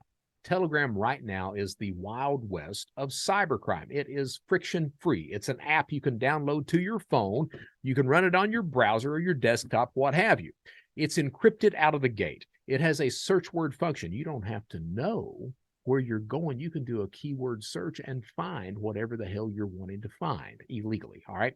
It's also owned by a Russian who is very anti-law enforcement. He simply does not answer any law enforcement request. And that equates to cyber criminals being able to do whatever the hell they want to do on a friction-free, easy-to-use environment. No wonder it's taken off like gangbusters when you're talking about cybercrime. The reason I mentioned all that and wanted to give that breakdown like that, you'll notice I'm putting on my glasses because we're going to share the screen. All right, so let's see what we got here. I want to make sure I'm sharing the right things. All right. So this is Telegram. This is what Telegram looks like. This is a user that I have actually purchased, and I've shown this on another one of my shows. I'm going to show it again. I'm going to show a few other tutorials as well because I want people to get an idea, an understanding of how information is shared and exchanged across criminal environments. And it's either in the channel by asking the questions and gaining knowledge like that, or it's buying tutorials like this. So this is the unemployment insurance tutorial. I think I gave like $140 or something like that. I mentioned the price I paid for it on the show about SNAP benefit fraud or food stamp fraud. So please do tune into that. But here we go. So the tutorial delivered says required tools, social security number, first and last name, DOB, RDP, so that's remote access or a good VPN. So they want to make sure that you've got a good different IP address. Create an email mentioning SSN details, Google Voice number or text now. So any type of voice over IP number. Now remember this because this is extremely important when we get to that third part that talks about how these companies help to facilitate a lot of the online crime or fraud that was happening against the stimulus programs. Okay. So I'm going to knock this in. You guys may have to blow it up when you start to go through the channel, but he walks you through everything that you need to do to commit food stamp fraud against the state of Massachusetts. All right, tells you here's the thing where this is what you should answer yes and no to. More about me, number of people in the household. There's the first person's name, Susan. Susan is born, he says that the fraudster says that Susan was born in 2015. One of the things that I did experience with this is I found out that the dependents for food stamp programs, it had been a long time since I'd committed food stamp fraud, but the dependents on food stamp programs don't have to be real people. You don't have to steal anyone's identity. You can simply say it's a child that doesn't have a social security number, and the system will count that as a benefit or as a dependent. So you get benefits for that person. So he walks through every single thing that you need to input to get SNAP benefits. And everything that you need to say that you're having trouble paying and how much money you make a month and what your expenses are a month and any type of medical cost and blah, blah, blah. Do you need a card? I mean, everything is walked through, and that's just one tutorial on that. That's the food stamp tutorial. It's not just food stamps. You have things like, here's a FEMA method, and this was given away free. Somebody just wanted to give this stuff away. All right, every other tutorial that I've pulled up today is free, posted for just sharing knowledge and information. This is how to commit FEMA fraud, just a quick 10-step walkthrough on how to do that. 10 steps, I mean, this is kind of a shitty little tutorial right here. There are much better FEMA tutorials. Here is this one right here. Let me take it up to the top. So you all file with Florida Full. So you need a full Florida identity profile to file. And here's the affected counties. That was the affected counties from the hurricane or storm or what have you. So these are all the counties that were affected that are getting FEMA support. So when you apply, you need to make sure that you're saying you're in one of these counties. Use your banks to accept payments. No prepaid banks accepted. So at least FEMA at this part, they were smart enough to say, oh, no, hell no, we ain't going to allow, oh, I'll get back to that page in a second. We're not going to allow any type, we ain't going to allow any type of prepaid cards on this. But it also may be that the deposit of money is so high that a prepaid card would not accept it. And remember, a prepaid debit card or a prepaid bank is only going to accept about a $10,000 limit a day. FEMA fraud, they're paying a max of like $35,000. You can't have $35,000 deposited into those bank accounts. You have to have existing accounts to do that, okay? But this tutorial walks through, it's 59 pages. Pay attention there. This tutorial is 59 pages. Somebody sat down and made a 59-page tutorial on how to defraud the FEMA system. Everything you'll need is right there. He's got the PII stuff blocked out. There's the person's date of birth. There is a fake email that he's put in. But he walks through how you should answer everything. Of course, he's got it watermarked to look like so that nobody steals his tutorial, so you know exactly where it's coming from. But there's everything that you need to input and how to do it all. Okay, and there's 59 pages of that right there. I'm not going to go through each one separate. There's 59, and there's where you input. There's where I want to be paid. So everything across the board. The dark web, the criminal environments, this is a point that I've made several times in the past. Criminals are open source. And I say we because I used to be one. We share and exchange information across the board in a very open manner because we know that by everyone working together, networking together, we all become more knowledgeable and more profitable at the end of the day. It takes a village. You cannot commit these crimes just by yourself and hope to have any degree of success. It goes into that 3 necessities of cybercrime that I've spoken about. Gathering data, committing crime, cashing out. One criminal can't do all 3 things, or he can, but someone else is better in an area than he is. So he networks with those other people in order to get more profit at the end of the day. Moving right along to other tutorials. Here is an SBA tutorial. You're wondering how to defraud the Small Business Association? This guy's doing it with the real estate fools. Address to receive check, business documents. There's the business documents you're going to need for this to be successful. You need a tax document, you need a business license, W-2 document, pay stub, Form 944 from 2021. And he walks through every single thing. This is a 19-page tutorial. You think that it's just people telling you, hey, you do this, you do this, you do this. No, these people actually break this down in an idiot-proof, step-by-step manner where you can commit these types of frauds. And these tutorials are free. Here's a New York unemployment insurance benefits tutorial. And this one is 29 pages. And again, he walks you through, and you'll notice he's watermarked. He walks you through every single thing that you need to commit that specific type of fraud. Here is another unemployment. This is unemployment for the state of Indiana, a tutorial how to do fraud Indiana. And it breaks you down. How do I file? How am I eligible? What happens after I file? It answers all these questions for you. Tells you how to answer them. and walks you through in 22 pages on how to defraud the state of Indiana on unemployment benefits. You want to know why cybercrime is successful? These are prime examples. This is the way cybercrime operates. People sharing and exchanging information. You don't have to just buy tutorials. There are live instruction classes. You don't need a live instruction class at the time to defraud the federal government on stimulus benefits. It was pretty much idiot-proof. The tutorial was all you needed. Some of these tutorials, when they were being sold, I saw FEMA tutorials for as low as $10.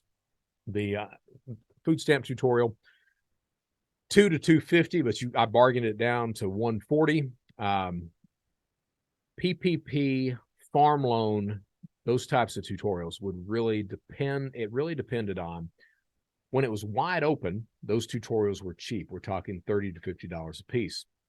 Once governments started to implement proper security, you would see some of those tutorials in the several $100 range. Now, that's the way it operates. Okay. Now, you don't have to buy tutorials. You can take live instruction classes. Those range anywhere from $300 to $3,000 a piece, or you don't have to spend any money. Typically, you saw the free tutorials that I was able to pull up. You don't have to spend any money. You can simply sit in the channel, learn from that environment, ask questions in that environment. Okay. And you will typically get the answers that you're looking for. You'll have to put up with a lot of bullshit because English speakers like to run their mouths. That's one of the ways that law enforcement identifies these idiots is they talk too much. So, but they love to run their mouths about anything and everything. So understand that, okay? Now, that being said, that paints the picture for the way that pandemic fraud operated, the way that the tutorial system worked, what it shared, what it looked like, okay? Let me show you. I meant to actually tour Telegram just a moment because I showed you the tutorials from Telegram, but not Telegram itself. So let's pull that up and let you see what a Telegram channel looks like. Takes just a second here. Let me share the screen. That way we are fully educated for those people who have never been on Telegram. And I know there are some because I've been at a couple of banking conferences recently, and I've asked if anyone's ever been on Telegram, and they've not. And I've been horribly surprised by that. All right, so share screen, Telegram. Okay, so this is what Telegram looks like on your desktop. Okay, and I've got it running on Chrome right now. This is the AIO crime channel. You see, it's been less than a day since I've checked in. There are already 7,700 posts from the last time I checked in. So just to go down to the last post, there we go. So the most recent, and you'll see there's a lot of advertisements for different types of cybercrime products and services. Here's this guy's selling prepaids. So cash out accounts and logs. You can get Visa prepaids, Amex, MasterCards. You can do reward systems, things like that. This other guy is a long-term running business as well, as no disrespect. He's selling Cash App transfers, PayPal transfers, so cash transfers. So you give him $10 and he promises to fund your account for $1,000. You give him $20, he promises to fund your account for $1.5, all the way up to $60 if you pay him. He'll fund your account for $4,000. Now, typically, I call bullshit on any type of advertisement like that, because if he's able to do that, why would he do that for somebody else when he can go and get his own cards or partner with someone and they can be millionaires in the space of just a few weeks? Doesn't make a lot of sense. So typically you try to apply what I like to call criminal common sense to a lot of the advertisements. Of course, the problem with Telegram is you've got a lot of newbies on there, people who don't understand the dynamics of online fraud. They don't understand anything at all. They're just trying to come in and make money. And they see some bullshit ad like this, and they're like, oh, man, all I got to do is go get a prepaid debit card, and this guy will start to fund me. No, this guy's going to rip your ass off is what he's going to do. So buyer beware, DYOR, do your own research. Don't be an idiot. Compared to this guy, Restocked, he's selling different types of account access, from anything from Instacart to Office Depot, BarkBox, Starbucks, etc. I would absolutely imagine that his accounts are completely legitimate, well, from a criminal point of view, and real. They exist. He's going to deliver what he's telling you he's going to deliver. Airbnb flights. So this is a guy that is booking Airbnb and travel, vacation services for 50% of whatever the actual retail total is. So you go to Airbnb and you find some place like this little tent, maybe charging him, $500 a night. He'll book it for you and only charge you $250 a night. Okay, so you see all kinds of different types of advertisements. Here's you credit cards for sale, $10, no replacement. So he's going to sell you a $10 card. He offers no guarantee with it. It's an as-is card. If that card is dead, if that card's only got $2 on it, he's not going to replace it, but it's only going to cost you $10. If you want a replacement policy, which means it's dead, the available balance wasn't high, whatever, that'll run you $25. Okay, you pay with either Bitcoin or Ether, which I would disagree that he needs to be accepting either of those. I would say he needs to accept Monero because Monero is anonymous. Okay, Bitcoin and Ether can absolutely be tracked. Somebody needs to educate some of these criminals on these channels because some of them are idiots. But you see, this is what some of these channels actually look like. Okay, moving on down, and it's not just criminal stuff. So this is the Radiant Investment Group. This is an investment group for cyber criminals. And they talk about the signals and everything else of all these cryptocurrencies and some of the companies and everything, what you need to do, how you should invest your criminal earnings. Okay, so that is Telegram in a nutshell. And I just wanted to share that. So if anyone's never been on Telegram, they're scared to go, what have you, at least you have some view of what that bullshit actually looks like. Okay, let me go ahead and shut that down and get ready for the next bit here. Because the next bit, yeah, there we go. Let me make sure we show that. Okay, so that sets the stage for pandemic fraud. Moving over into, I got this meat of the episode broken down into 3 different sections. Moving over into the next section, the criminal insight or the criminal view of things. I've already given that to a large extent on the first part.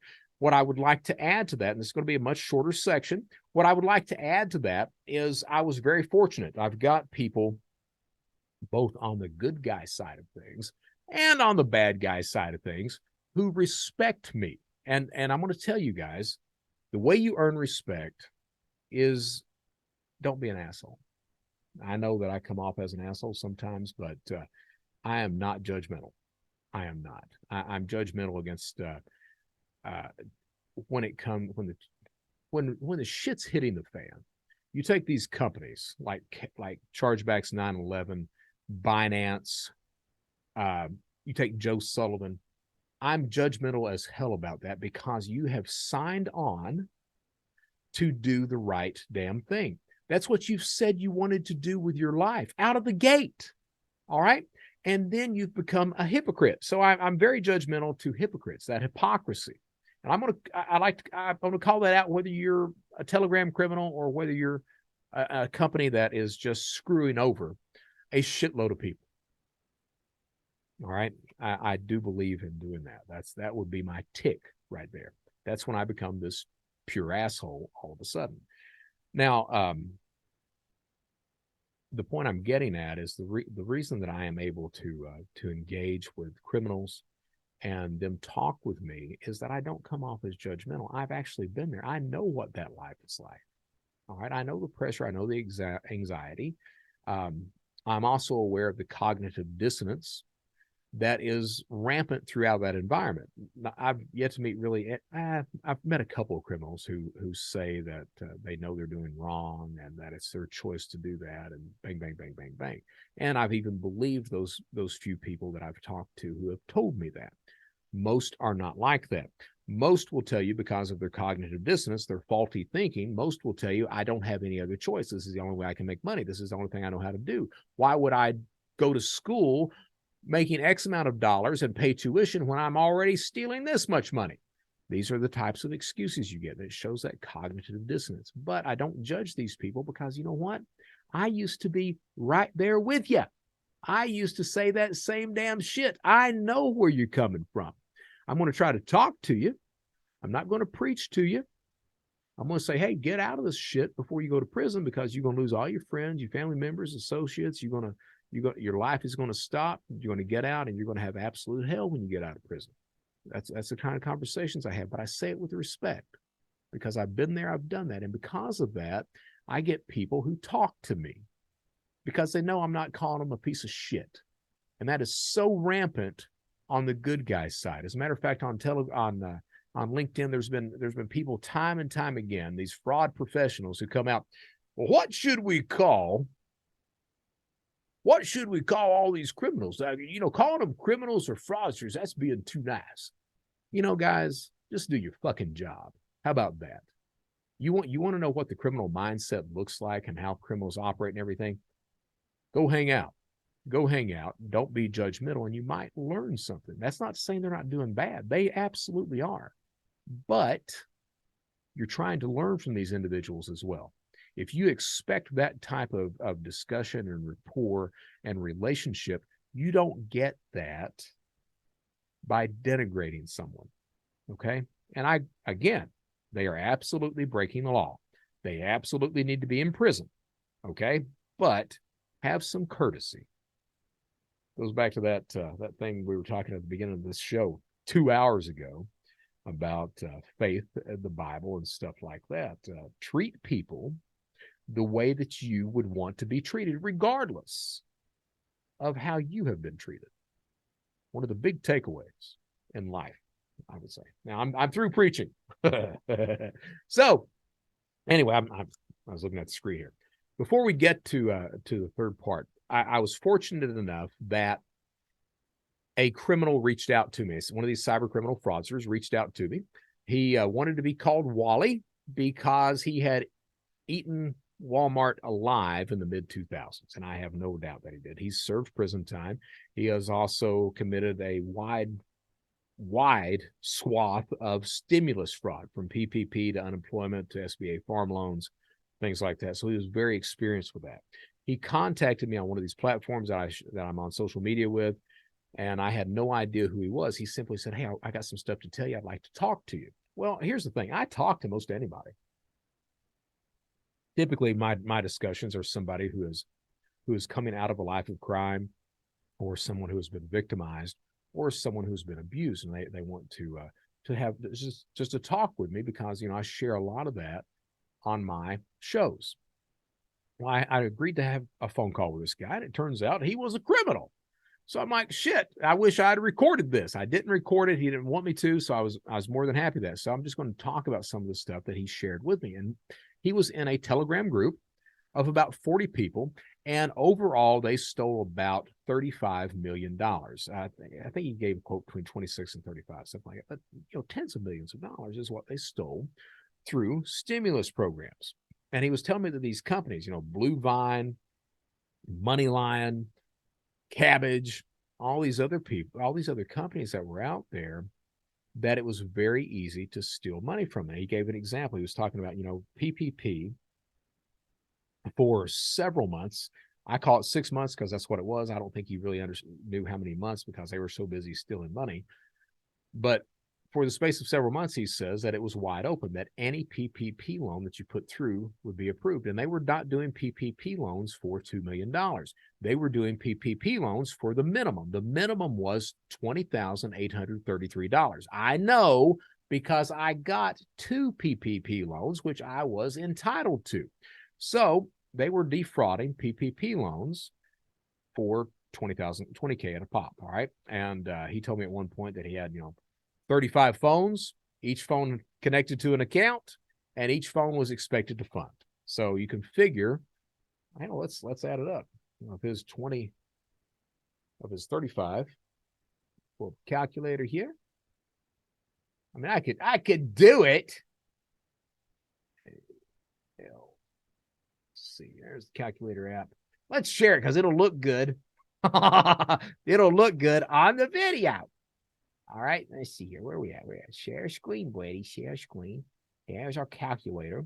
So he had 35 phones times $20,833. So he profited from that one instance, $729,155. All right. And his entire group of, 35, 40 people were doing the exact same thing.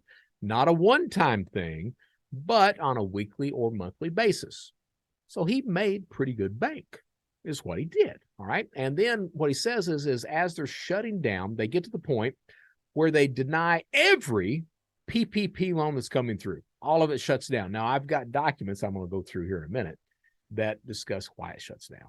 All right. But all the PPP stuff starts over. So they pivot over to the farm loan. The farm loan, these fintech companies did not stop. So what happens with the PPP? The PPP starts being rejected. The money comes in and is immediately bounced back to the sender. Farm loans didn't work that way. Farm loans, these fintech companies accepted the money, and then instead of closing the account down like they were immediately doing with the PPP loans, which is what they started to do, instead of closing the account immediately, they informed the fraudster that, hey, we're going to close your account in 7 days. You've got 7 days to transfer all the money out of these accounts. And that's the way that worked. He was telling me about some of the security that took place. So initially, you could use the same phone over and over again. And I've got stuff that's going to verify that in a minute. You could use the exact same device. You could use the exact same IP number over and over again. As a matter of fact, for SBA loans, you could use the same individual. The only verification that they had was that the money for that individual, say Brett Johnson, somebody stole my identity and was using Brett Johnson to file for a farm loan.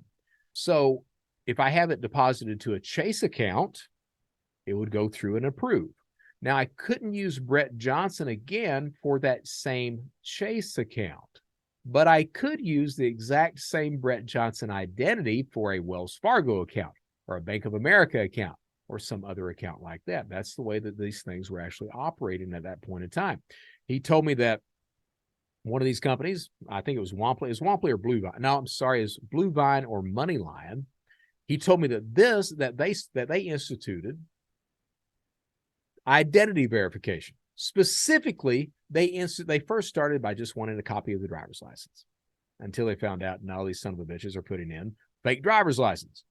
So then they said, well, we want liveness detection. So the way that these fraudsters got past the liveness detection. So liveness detection is when I show you my ID and the security company, the verification service, is actually able to see that I'm moving my head back and forth. They can see that it's a live environment. So the way these fraudsters were getting past this is they would go and get a mannequin, and they would hold the mannequin and simply turn the mannequin side to side with a photograph of the individual plastered on its face. And guess what? It was passing liveness detection. And that lasted for 6 weeks before they actually got a little bit better liveness detection in. So this is the stuff that was going on over and over again. And a lot of these companies, the way these channels work, all right, now he was on a private Telegram channel. You had dozens, if not hundreds, of public criminal Telegram channels as well. Companies were flagged as to which ones were easiest to get these loans for. So you had Cabbage, you had Womply, you had BlueVine, you had MoneyLion, you had Blue Acorn. They were known. This is where you need to go to apply for these services because they're the easiest ones to hit. They are, quote unquote, wide open. So that sets the stage for the third part of the meat of today's episode. Those companies which help to facilitate pandemic fraud. Now, here's the thing. I've struggled on how I need to do this because I've got a boatload. I have a lot of people that reach out to me who are whistleblowers, all right? And they either tell me something or they send me documents that no one else is seeing right now. Like, for example, a few years ago, I had people talking to me about Synchrony Bank, some of the practices that they were doing against their customers being small businesses, and people like that. And that resulted in me ultimately calling them a bunch of assholes in a very public fashion. without specifically mentioning what was going on. But I have these whistleblowers reach out to me. I've had a couple of people from Green Dot a few years ago, and Green Dot's had a few whistleblowers over the years, but they were telling me that how Green Dot was helping to facilitate cybercrime. That, hey, a lot of people at Green Dot know that a lot of the money that's being made at that company is from cyber criminals laundering money, and they're all right with it. So I had people that were telling me that, okay? This thing about the pandemic. I had an individual who has sent me a load of confidential documents, all right? I am not going to share or really discuss anything that's off of those confidential documents, okay? I may paraphrase some stuff. I'm going to go through a couple of conversations, and there's one part of the document that is not confidential that I can use. I'm sharing, so let me walk through some of this stuff real quick, what we're actually talking about, okay? Because there's been a lot of news recently about that. So here is from, let's see what this is actually from. This is from Banking Dive. The SBA bars fintechs Womply and Blue Acorn after the PPP report. So here's the House panel, and I'll have all these links, and everything's going to be timestamped because this is a horribly long episode. But you can access the actual congressional report about how fintechs facilitated fraud in the Paycheck Protection Program. Name of this article this is from Arizona Central. This is about how an Arizona company co-founded by a newscaster made millions of dollars on fraudulent PPP loans. And this is what we're talking about today, how these companies like Blue Acorn made millions of dollars, how the CEOs and the C-level people became rich processing these types of loans. All right, so here is Pandemic Relief Fraud Report says online financial company CEOs and families got rich. There's that Arizona son of a bitch who's got his new Porsche Cayenne or Taycan. Porsche Taycan does 0 to 60 in 2.6 seconds. And who paid for that? You guys did. Because at the end of the day, all of that stimulus fraud goes back to the taxpayer. The state of California, in excess of $40 billion, probably $100 billion, and just in unemployment fraud. How are they paying for all that fraud? They're raising the unemployment tax from $20 to $420 per employee over the space of the next 9 years. So the government doesn't pay for that. We pay for that. We bought this sumbitch, his Porsche Taycan. Here's a Washington Post article. I'm not going to pay for it, and I've already done all of my bullshit this year or this month for reading Washington Post articles, but I'll link it anyway. Here's a congressional report. Another article, congressional report says financial technology or fintech companies fueled rampant PPP fraud. Blah, blah, blah, blah, blah, blah, blah. I will tell you out of the gate that two of the favorite words of any fraudster worth their salt are fin and tech. It's like it's almost a sexual feeling when you hear fintech, because you know that the services that they're offering are extremely easy, extremely user-friendly. You also know that probably no fraud analyst at all has looked at the product that they're putting forth. That it's just been some engineer, and they've typically told the fraud analyst to go home and shut the hell up. And because of that, it's able to be hit with fraud. Whoa, whoa, whoa, whoa, whoa, whoa, woo, woo, woo. So that paints a picture of that. I'll share all those links in the show notes on YouTube and also on Spotify, so you can look at those.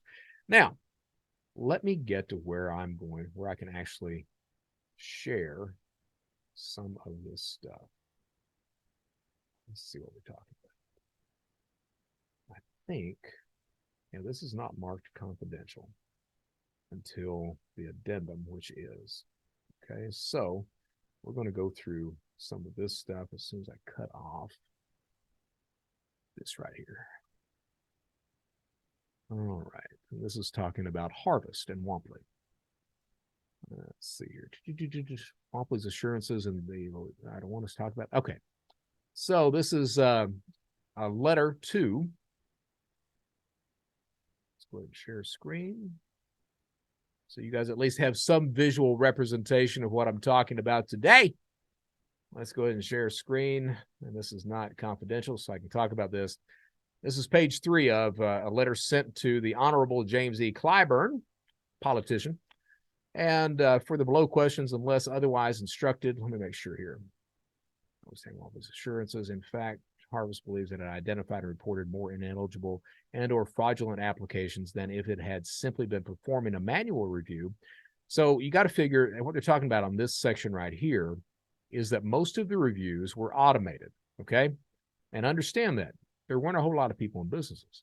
Most reviews were automated, which makes it very easy for a criminal to come in and start to profit. Here's a breakdown of how companies profited. The percent that each fintech was paid for each loan that they were processing.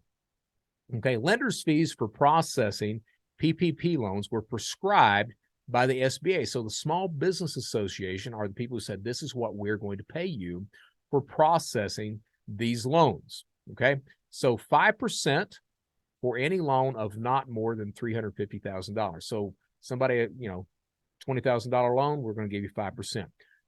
$349,000 loan, we're going to give you 5%. If it's $350,000 to $2 million, we're only going to pay you 3% of that loan. And if it's a $2 million loan or more, we're going to give you 1%. And that was up until December 27th of 2020. At that point, the SBA paid lenders the following amounts. They paid 50% or $2,500 for loans of not more than $50,000. So they gave you, if you processed a loan of $20,000, that fintech would get $10,000. If you processed a loan of $40,000, that fintech would profit $20,000. They'd profit half of that. All right. 5% of loans from 50% up to $350,000. So that was a processing fee. That's what you profited. 3% from $350K to $2 million, 1% for $2 million plus. All right. Finally, the SBA paid lenders fees for processing all second draw PPP loans. So remember, you had the first round of PPP, and then the federal government decided, hey, one loan's not enough. We're going to give people a second loan. So on the second loan, pretty much the same thing. On the second loan, 50% or $2,500. I'm sorry, whichever is less. Okay, so disregard that. So they made at most, they would make $2,500 per loan. Okay, whichever is less for loans of not more than $50,000. 5% for loans of not more than $50 to $350K, and then 3% of loans above $350K. That was for the second round of the PPP. Okay, so that's how that stuff actually worked. And this talks about that. And here's an interesting thing about talking about some of the profit. So based on the U.S. partnership income tax return for the tax year of 2021, Harvest ordinary business income was $356 million. Based on the U.S. partnership tax income for the year 2020, ordinary business income was $29 million. Okay, so that's what they normally make. Okay, so let's go down because I think it may say here what they actually profited. It was several $100 million at the end of the day. Harvest, okay, based on Harvest, total deductions were $48 million for 2021. For 2020, total deductions were $34 million. Moving right along, because, okay, that's the end of that. Okay, here we go. Harvest made a total of $350 million in distributions for fiscal year 2021. Of those distributions, $225 million was allocated to the Medalist Partners Opportunity Master Fund, Harvest majority member, and $41 million was allocated to Harvest other 3 members. All right, so that ends what I can publicly share, okay? Or at least, bring up the screens. So moving right along and talking about the way this was actually operated and stuff like that. There comes a point when they start to notice the fraud that's taking place. And some of the communications that's taking place here is from Toby Scammell, the CEO, or Scammell, the CEO of Womply. All right. And he says he's replying to some people, and at one point he says, related to PPP. We have a list of compromised Social Security numbers and bank accounts that are definitely associated with fraud. We believe that these should be blocked or at least flagged as high risk across all SBA programs. I offered to share with the OIG's office, but they suggested that this was more of a policy issue. We can provide the Summit Group or any other company if we can provide to the Summit Group or any other company if helpful. The vast majority of these are upstream of SBA. And he makes another point. Our lender partners need to withdraw tens of thousands of applications from SBA approved in E-Tran due to fraud. We believe that the manual withdrawal process will take too long for lenders, which could cause a program accounting issue, namely that the program will run out of funding before those loans can be statused correctly in E-Tran. Our team can help consolidate this issue into a flat file or figure out how to enable lenders to do this by API. Okay, so what's going on here is, and reading through these documents, it's really, and I've got there are like 800 pages of documents, but reading through these documents, what you're seeing is you're seeing a very shitty security on behalf of the SBA, basically non-existent, okay? And then you're seeing the fintechs coming in, and a lot of the fraud analysts are recognizing those issues, all right? The fraud team there is seeing, hey, this is fraud, this is fraud, this is fraud, but there's a few things that's happening.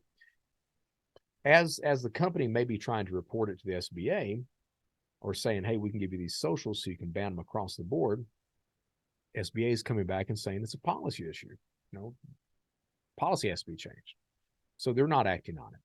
The fraud teams, and there's indicators here about the number of fraud analysts that were working at these companies. Pre-pandemic, the fraud analyst at one company was like 78. During those 2 specific years of the pandemic, those fraud analysts, the fraud team gets reduced to in the 30s. So they were being downsized as fraud was coming up. At the same time, you've got the fraud analysts are seeing the fraud, but it's not their money. They're being approved from the SBA. They're just coming in to take that. And the overall thought process is, what do we need to do? They're not raising flags in this system. How do we cope? So there's a lot of just inaction that's going on. They know it's happening. I'm going to go through some of the conversations in a minute. They know it's happening, but they're failing to act on anything. Now, where is that failure to act coming from? They're talking about it in the Slack channel. That failure to act is coming from management. The management is really the people who need to pull the trigger on this. But guess what? Management's out busy buying Porsche Taycans at $154,000. We're going to talk about what they were paid during the pandemic as well. So I want to read through this because this gives you an idea for anybody out there that's trying to build security in a company. All right, this gives you an idea of everything you need to look at and some of the problems and issues. This is also something I can't share on screen, but I'm going to recount it. All right, so in recent days, we've seen a significant increase in fraudulent applications that contain stolen identities. Thousands of these applications have become approved by the Small Business Association, indicating that the processes used by SBA to detect and prevent identity fraud are having a minimal impact. We did a cursory SVOG, EIDL, and RRF programs and observed that they are likely to have the same vulnerabilities as the PPP program. So PPP program had all these vulnerabilities, and they simply translated the same vulnerabilities translated to all the other programs that were in the stimulus systems. All right. So here are some recommendations that may be applied to detect, prevent, and investigate fraud across government programs and by private participants. Number 1, block all international IP addresses and all anonymous IPs. That's a damn good idea, and that was not being done. And he says, we've seen spikes in fraud from Ghana, Nigeria, and Pakistan in the last 2 weeks. The geographies of attacks changes, and therefore all international traffic should be blocked at the firewall. Most attackers mask their traffic with VPNs, proxies, or Tor. This is unlikely to have any impact on legitimate applicants.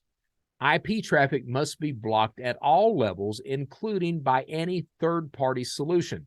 And it gives in parentheses, DocuSign, LexisNexis, ID.me, payment processor, etc. All right, so again, pay attention here. This is a nice walkthrough of the type of security and what's going on with that you need to be implementing at your specific company. Block all voice over IP numbers. Using Twilio or similar, block voice over IP numbers from being used for sign-up, verification, or notifications. Associated accounts / applications should be viewed as very high risk. So if you've got an account that's coming through that's connected to a voice over IP, Google Voice number, what have you, text now, that should absolutely send your fraud flags through the fucking roof. All right. Database / KBA checks are widely exploited. Most digital KYC solutions, know your customer, are being systematically exploited, including the LexisNexis powered DocuSign ID check, ID.me, and Persona. Database checks for name, address, social security number are routinely passing because identities have been stolen. No shit, Sherlock. Block temporary, paper, or foreign IDs. U.S. fake IDs are passing digital analysis, manual inspection, and barcode scanning.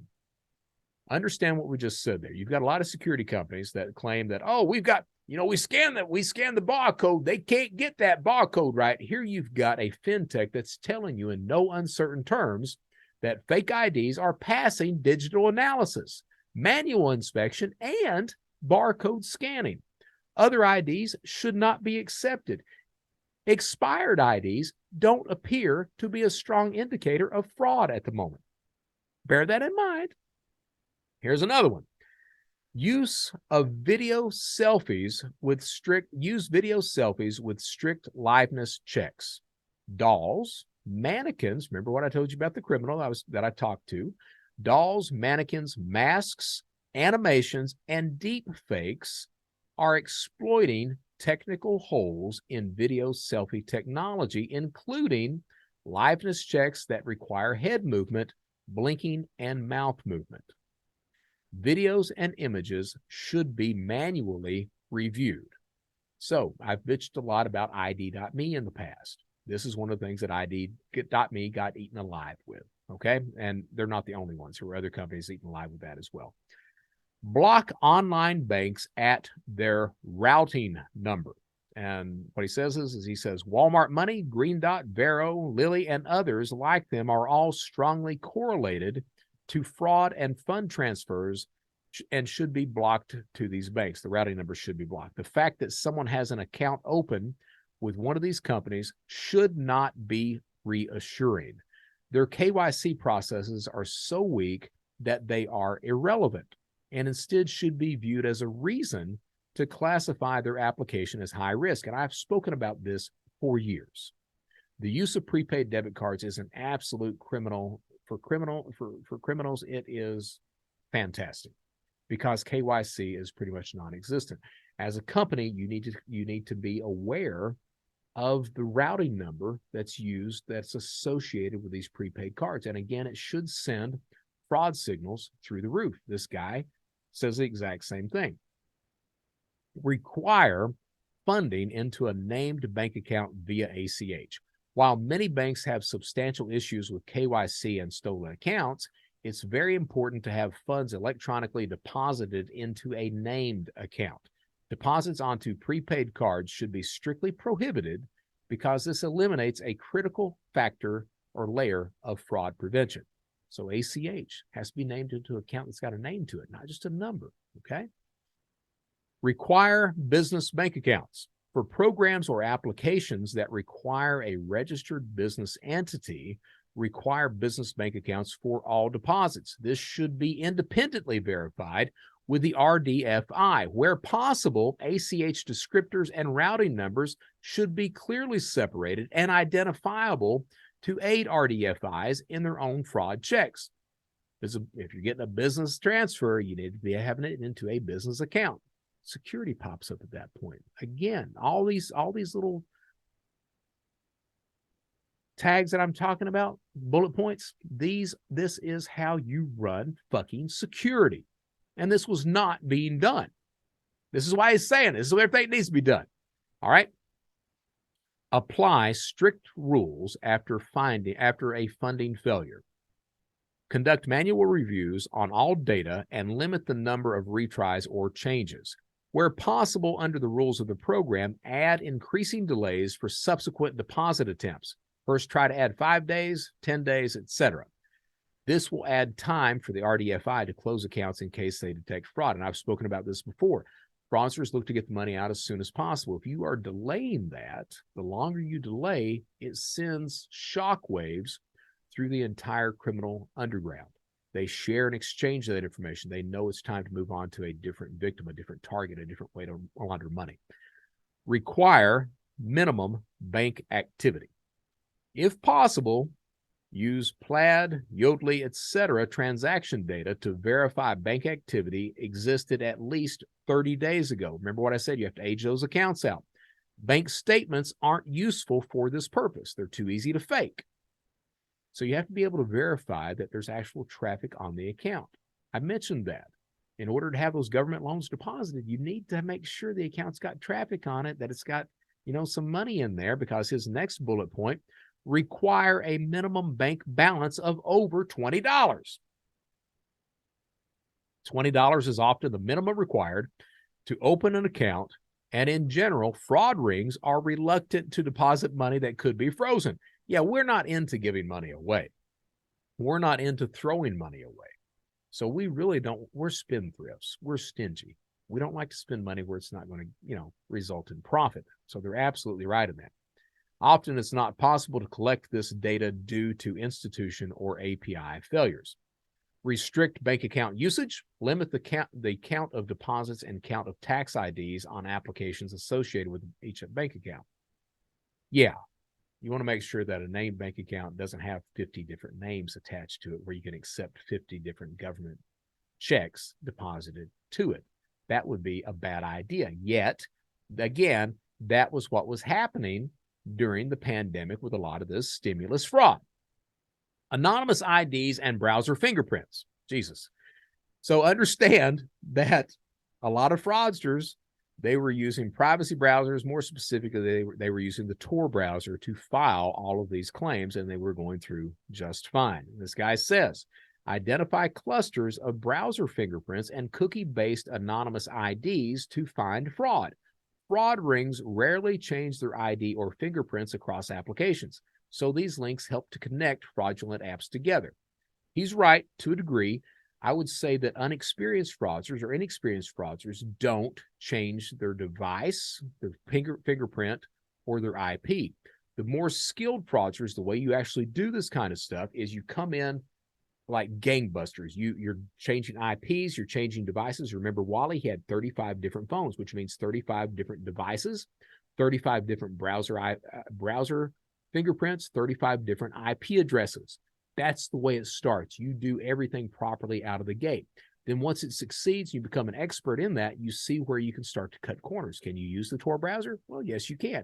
Can you use one device? Well, yes, you can. Can you use the same IP? Well, yes, you can. This individual is not understanding that when they're giving this specific bullet point. Device count limits. Applications that are associated with more than 2 devices are high risk, particularly if those devices are located more than 50 miles apart. This often indicates a vertically integrated fraud ring with specialist segmentation in each step. For example, KYC, documents, bank accounts, etc. It indicates that you've got a team of fraudsters that are working together.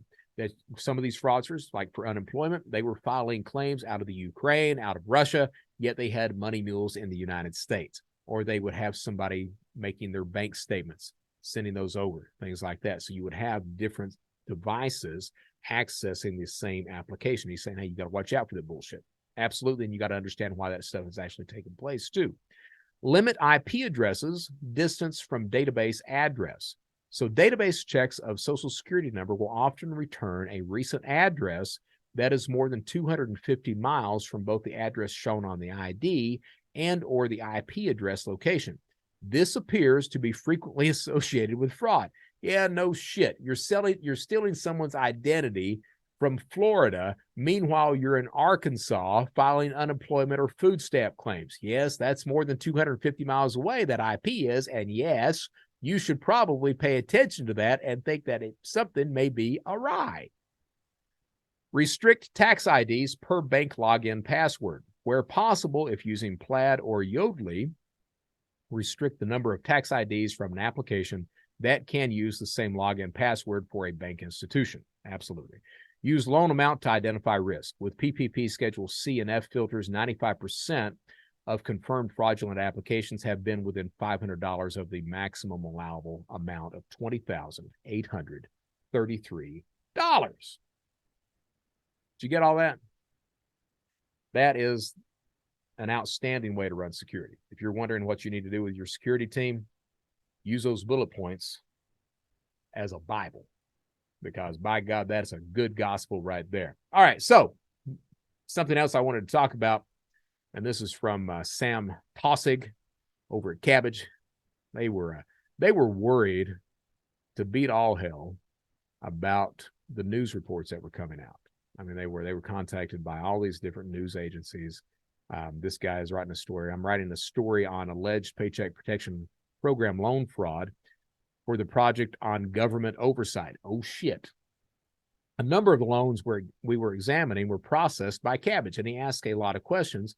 And Sam's got his response sent out to a bunch of other people were, +1, the canned responses will work for this. And we should, the canned responses will work for this, and we should get the customers' names referenced. The DOJ press releases do not mean KBJ or Cabbage pushed the money. DOJ has looked at attempts at other lenders to help build their case. Fair enough. All right. What he says is words matter. So points of clarification to be used however you like. So he's giving him the talking points. Anytime that you're asked a question, you need to refer as much as possible to these talking points. And the talking points that Cabbage was putting out was, bullet 1, we filed a shitload of SARs. We could be a trigger for SEO investigations. SARs are confidential, so we're not supposed to comment on them with regards to numbers, and certainly not in regards to specific cases. I cannot comment on any specific case. We file a shitload of SARs, but because of the investigation with law enforcement, we can't comment on a specific case. The same goes for AML, money laundering procedures. We follow the BSA. They are bank grade, and we would never comment on any specific P&P or algorithm that could give criminal enterprises an edge. We're not going to tell the criminals what we're doing. So I can't answer that question. And understand, here's another bullet point. The subpoenas that you're referencing are witness subpoenas, not investigative against Cabbage. Furthermore, they are attached to a grand jury proceeding, and we are strictly prohibited by DOJ from discussing them or even confirming their existence. This could, bear in mind, this could compromise the Attorney USA's proceedings. And then the last bullet point, at the end of the day, it's the SBA's shitty rules that created fraud, not Cabbage. So those were the bullet points being put out and advised to anyone who was unfortunate enough to have to sit down and answer questions from any of the numerous news agencies that were reaching out. As a matter of fact, they lament some of these news reports that were out there. Like there was I think it was a Business Insider one where they're like, man, I hope that motherfucker dies and doesn't ever get released. So they were lamenting a lot of the different news stories and how it was bad press and how they hoped some of it didn't come out and how they were weathering some of them and stuff like that. Now, from the what's interesting is some of the fraud team their Slack channels, they were talking about some of the stuff that was going on. And I've cut the names out, but some of the conversation, I'll go through some of that so you get an idea that the fraud team actually knew and could identify the fraud that was coming through. However, they were not acting. And it looks like, for the way I'm reading this, it looks like that management just simply wasn't giving them the ability to act on anything. Now, why was that? Well, because, these companies were profiting $1 to $2 billion a year processing these loans. Profit matters. You want to know what a motivation is? Cybercriminals' motivation, status, cash, ideology. Corporate's motivation, cash. They were profiting buku amounts of money. So some of the conversation, here's one. An example of us asking the customer who helped them on their application and them lying and saying no. We can see the customer logging in from the same device as a bunch of other applications. So we know that someone's helping them on their application. How should we treat these? Another one. I think my issue is there's so many situations like this, and they are providing all the docs necessary, and they are passing inscribe. So by the rules, I should clear them. Response. Sure. Only asking, and because if we are going to clear them regardless of them lying to us, then what is the point of us even asking? Why the hell are we asking if someone has assisted them on the application? We know they're lying, but we're going to clear them anyway. Why even ask the question to begin with? Another response. I think if we have proof that someone else filed on their behalf and we are lying, that we should deny. So they're saying, hey, we should be denying this. Another response, what would the proof be? Response to that, I am fine with declining this based on the fact that we have a device match with many other accounts, and yet they claim no one has helped them fill out the application. The proof is in the device match. So they're telling them, what do you mean what the fucking proof is? The proof is right there. We know somebody else is on the account. We know someone's on the application. Response. Could we have a number of matches that warrants this decision? Response. Or does the amount not matter? Response. Everything else does match up for this account, though, which is interesting. Provided all the docs, no fraud signals in Inscribe, even for the Schedule H, which we know is rare. But understand, the Schedule H, there was a link on those applications where you would fill out the Schedule H right then. You didn't have to have it filed. The only thing you needed to do was fake one, and they gave you the document right in there, right in front of you to fake it.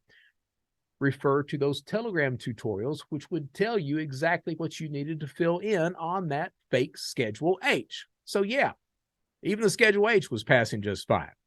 Logically makes sense as well. Income was $70,000 in 2018 and then claiming $128,000 in 2019. The matching accounts also don't all have the same numbers on the Schedule H. Different numbers on the one matching account. On the one matching account I looked at. So while I don't know if this is a common scenario where all of these things match up and all docs were provided and okayed, I do think we should decline this specific case because of their answer to the assistance question. Response. I don't think number of matching accounts matters. Even if it's one account with a different customer name, it warrants the question, who is helping them, if I understand that question correctly. Response. Look, this is an extremely common scenario for me personally, at least. I'm feeling really uncomfortable with the review procedure we now have because I'm not comfortable passing almost all the people I have to pass. Let me repeat that. I'm not comfortable passing almost all of the people I have to pass, but they have all the docs needed and answer the questions. So what am I supposed to do? And it's a waste of time for me and CS to push back and forth asking for docs over and over. Response. And here it is in a nutshell. Response. I feel like the level of fraud we're reviewing is wildly underestimated. And it continues to go on from there. Okay. Pages and pages of this conversation. And I don't think I really need to keep reading them. It boils down to that last response. It's wildly underestimated the amount of fraud that we are reviewing. You heard the one respondent said almost all could be like this. Okay. To the tune of profiting these companies billions of dollars a year. Billions. Now, the SBA has banned Womply and BlueVine, but there are other companies out there as well. There's Blue Acorn, there's Cabbage, there's all these other things. As a matter of fact, one of the companies lose their banking partner. Wells Fargo tells them, hey, no, fuck you. What the hell are you guys doing over there? And they have to get another banking partner. All these documents go through this and discuss this. That's, the name of this episode is When the Good Guys Suck. Okay. We expect criminals to break the law. I respect that. I not only expect it, I respect it. Hey, you're in your lane. You're doing the stuff that you said you were going to do. You know what your career is. You know what your job is. You're following that. The thing is that when you're a good guy, when you're law enforcement, when you're bank, when you're fraud, anti-fraud or counter-fraud, when you're doing all this stuff, you've signed on to a career of doing the right damn thing. When you're Joe Sullivan, you've committed yourself to protection, to helping make things better. And now you're being a hypocrite. These fraud analysts, you can see it in this conversation that they're saying, hey, there's fraud here. What are we supposed to do? And the buck is being passed. Management's not acting on it because they're profiting, but also SBA has shitty security. They're approving stuff coming over. And I actually talked to a couple of bankers at different banks, and they both said the same thing. Hey, yeah, we can see the fraud. We absolutely see the fraud. You speak to management. Management tells us, hey, it's not our fucking money. That's true. But not only that, but they're profiting for every single loan that they're approving to the tune of billions of dollars of profit for that financial organization. When the Good Guys Suck is the name of this episode, and we're now closing it out. I guess it's going to run 2 hours and 45 minutes, but I think it's been worth it to talk about this. I've talked so long that my light in the background behind my dunny with the axe, my Punisher dunny, the battery has ran out. Now, I guess that's time for me to shut my damn mouth. But I want to say something. I want to say that how do you expect to ever beat the bad guys when you yourself, you are one?